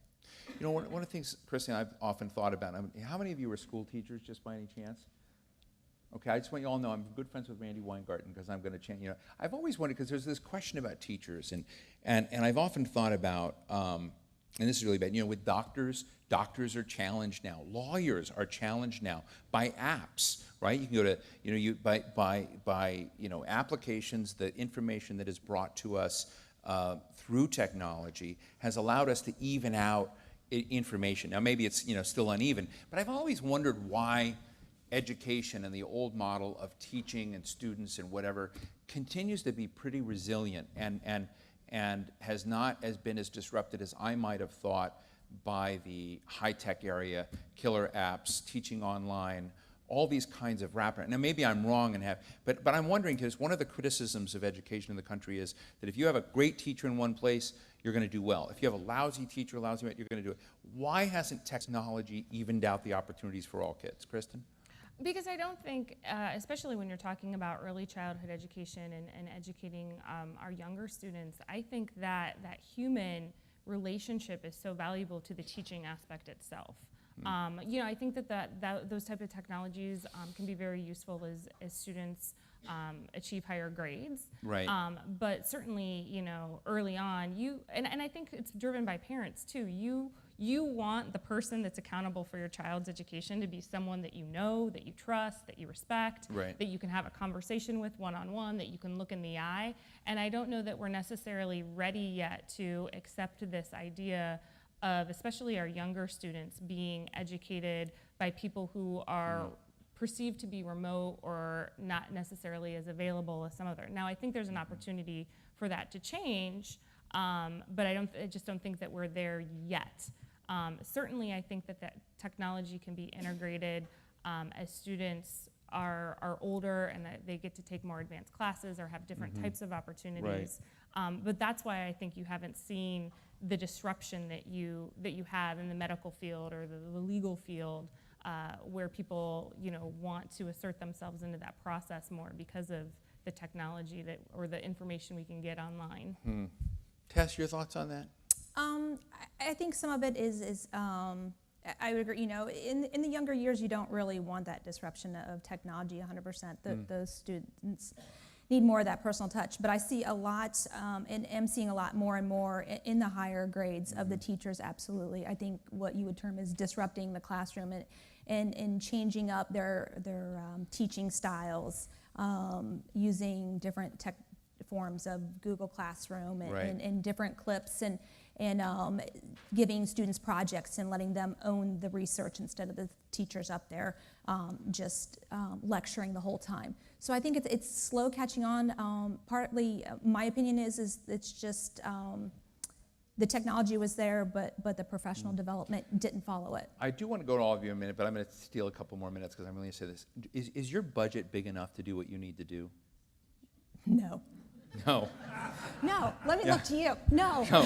Yeah. No. So is your I mean, you know, so as I understand it, Governor, I mean, I may have this wrong, but Governor Kasich cut back a lot of what was going to the school districts, but in the most needy school districts, the most impoverished, I shouldn't call it impoverished, the most resource-strapped school districts, he was able to up it a little bit. But it just raised this question. We were talking earlier about, you know, we ran a cover story once of the Atlantic called The Wired Child. Well, the wired child in Appalachian, Ohio, has to go to McDonald's at night to kind of finish their homework. And so it just raised the question, if you had more money, I mean, are you out there asking for more money, screaming for more money, and say, every day, give us more money? Because, you know, and do you look at these hubs, like I have to tell you, just when Stu was saying this from Connect Ohio, he says, the problem is mathematics. And the problem is the cost of these areas. And so that's an area that you should be able to fix, right, Tess? If I had an open checkbook, absolutely. Yeah. Yes. So how much would you like to ask the governor for? An open checkbook. There you go. Well, with that, let me go to the audience here, right up here in the front. Thank you. That was a very tweetable moment, by the way, folks. Hi there, Go Angela ahead. Lopez with Columbus Women in Tech. So I'm not an educator, but I know from a lot of teacher friends that more expectations are always being put on teachers, and that is not just to teach kids, but you know, recognizing that they haven't had food, or when we talk about special needs, Right. being able to cover this large group of students with differing needs. How do you see technology being, I mean, you're talking about in person, right? Like the personal touch. A teacher can't see that on video. You can't see that a kid hasn't bathed for a week on a video. So how does technology enable us to be able to do some things, but then also, you know, we're still going to need that personal touch. So where's the Quick reaction, happy Tess? medium? I think that it should always be a blend. I don't champion technology being 100% in the classroom and not having that personal touch, because that personal touch is what I think drives, you know, children's confidence and passion. But allowing technology to come in and help, I'm a firm believer that as I said earlier, every child learns differently. So even around my kitchen table, there's sometimes where I have to bring technology in Khan Academy to try to explain a certain subject or problem that I'm not delivering well to my child. He's not understanding it. So I think technology can come into those, especially special needs students that just learn a different way. You can bring in different resources and availability. I think in the ideal world, it's the teacher who should be the one to get to determine when to bring the technology in and how it's best used in the classroom. I mean, I think that we need to allow them, as the professionals that they are, to determine when the technology is a benefit add, when it could be utilized to the best good. Are they getting enough training and enough exposure, enough professional development resources to do that? I'm going to say probably not, but that's not based on any credible complaint that I've received. I think that the teachers... She'll take complaints in the back at the bar. But I just wanted to open that door. What I know about teachers is teachers always want, they're educators and they always want to learn more. Right. And so I think as a group they would want more training and want to have that opportunity to develop themselves professionally more. Yes, right back here. Hi, my name's Amy Hi. Owen, and I'm a Columbus City School teacher. I teach the 4th grade, but I also integrate technology into my classroom. And Can I stop you there? How yeah. do you do it? What do you do? Okay, I teach language arts and social studies, so I do have a rotation for my centers. I use one program, IXL, that I purchased with some help through others for my classroom. I'm also at an ESL school, so I use the program to help differentiate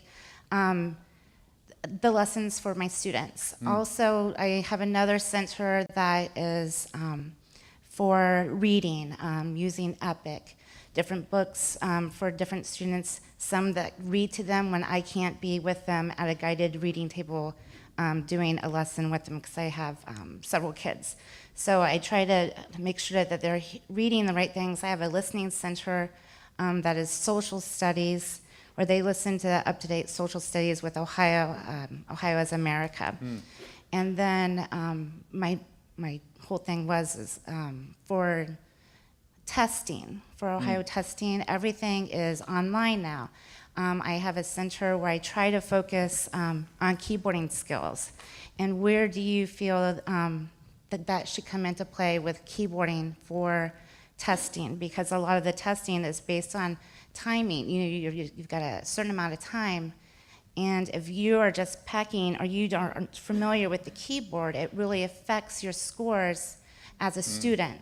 Thank you. I love this question, as I know you have been very focused on your concern about the online testing and having students have prepared for that. Yeah, I online, we need to focus of what we're putting our students through, because online testing, yes, I would agree, it's very hard and very challenging, and I question sometimes if at the younger age, I think the older students have a better grasp of it, but at the younger age, they're still, when they're great at doing this, they're horrible at doing this.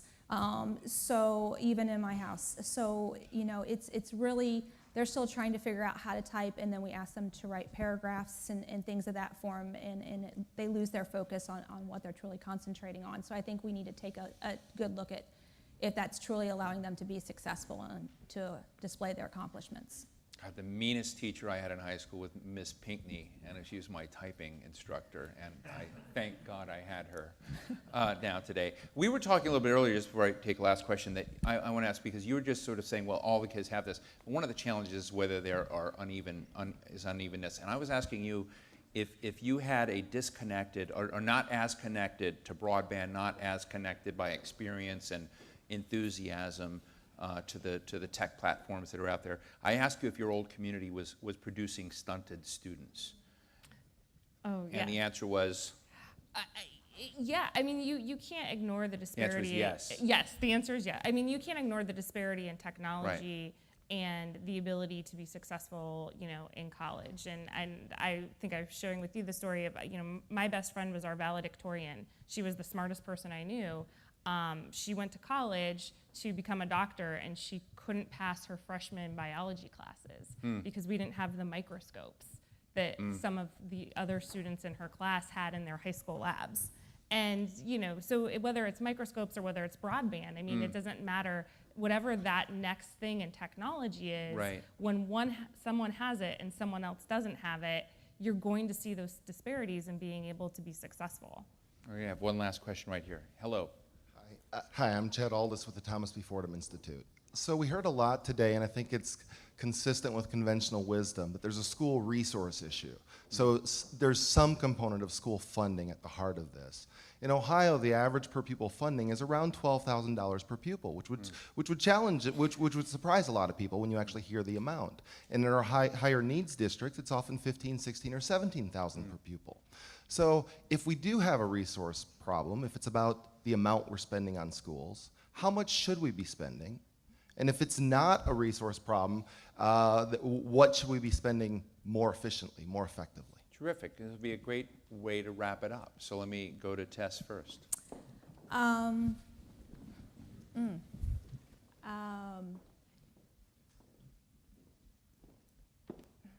Every district, I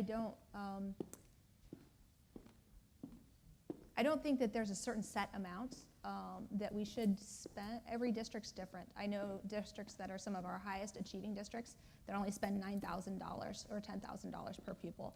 I don't know what a dollar amount is, because I guess I go back to what every district needs is very different. And so setting a certain dollar amount there might restrict some and not others. So I don't really know what the But I think what it raises a question of is we need another conference to ask why is a performance in one area that's under-resourced but overperforming, what's the secret sauce, right? Or what is the impediment, or in my worry, the villains in black hats, where you have a lot of resources and poor outcomes. I mean, I don't mean to put it that bluntly, but I mean, I just sort of think that that's partly the challenge. And I was asking the earlier panel, who needs to be shamed? Somebody else basically said, this gentleman up front, I think basically said not shame, but basically networked or something, or incentivized. But Kristen, how would you answer this? Well, I think you get to the crux of the issue here, that it is there is a funding issue.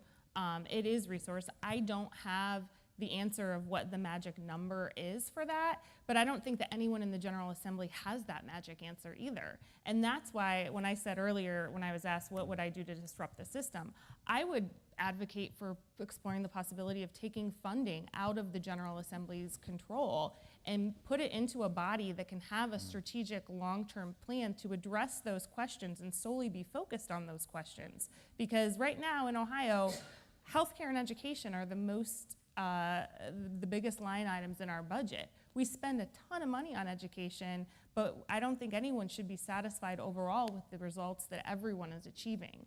But we're not able and haven't been able for the last 20 years since we were told that our funding system is unconstitutional to address that in a meaningful way.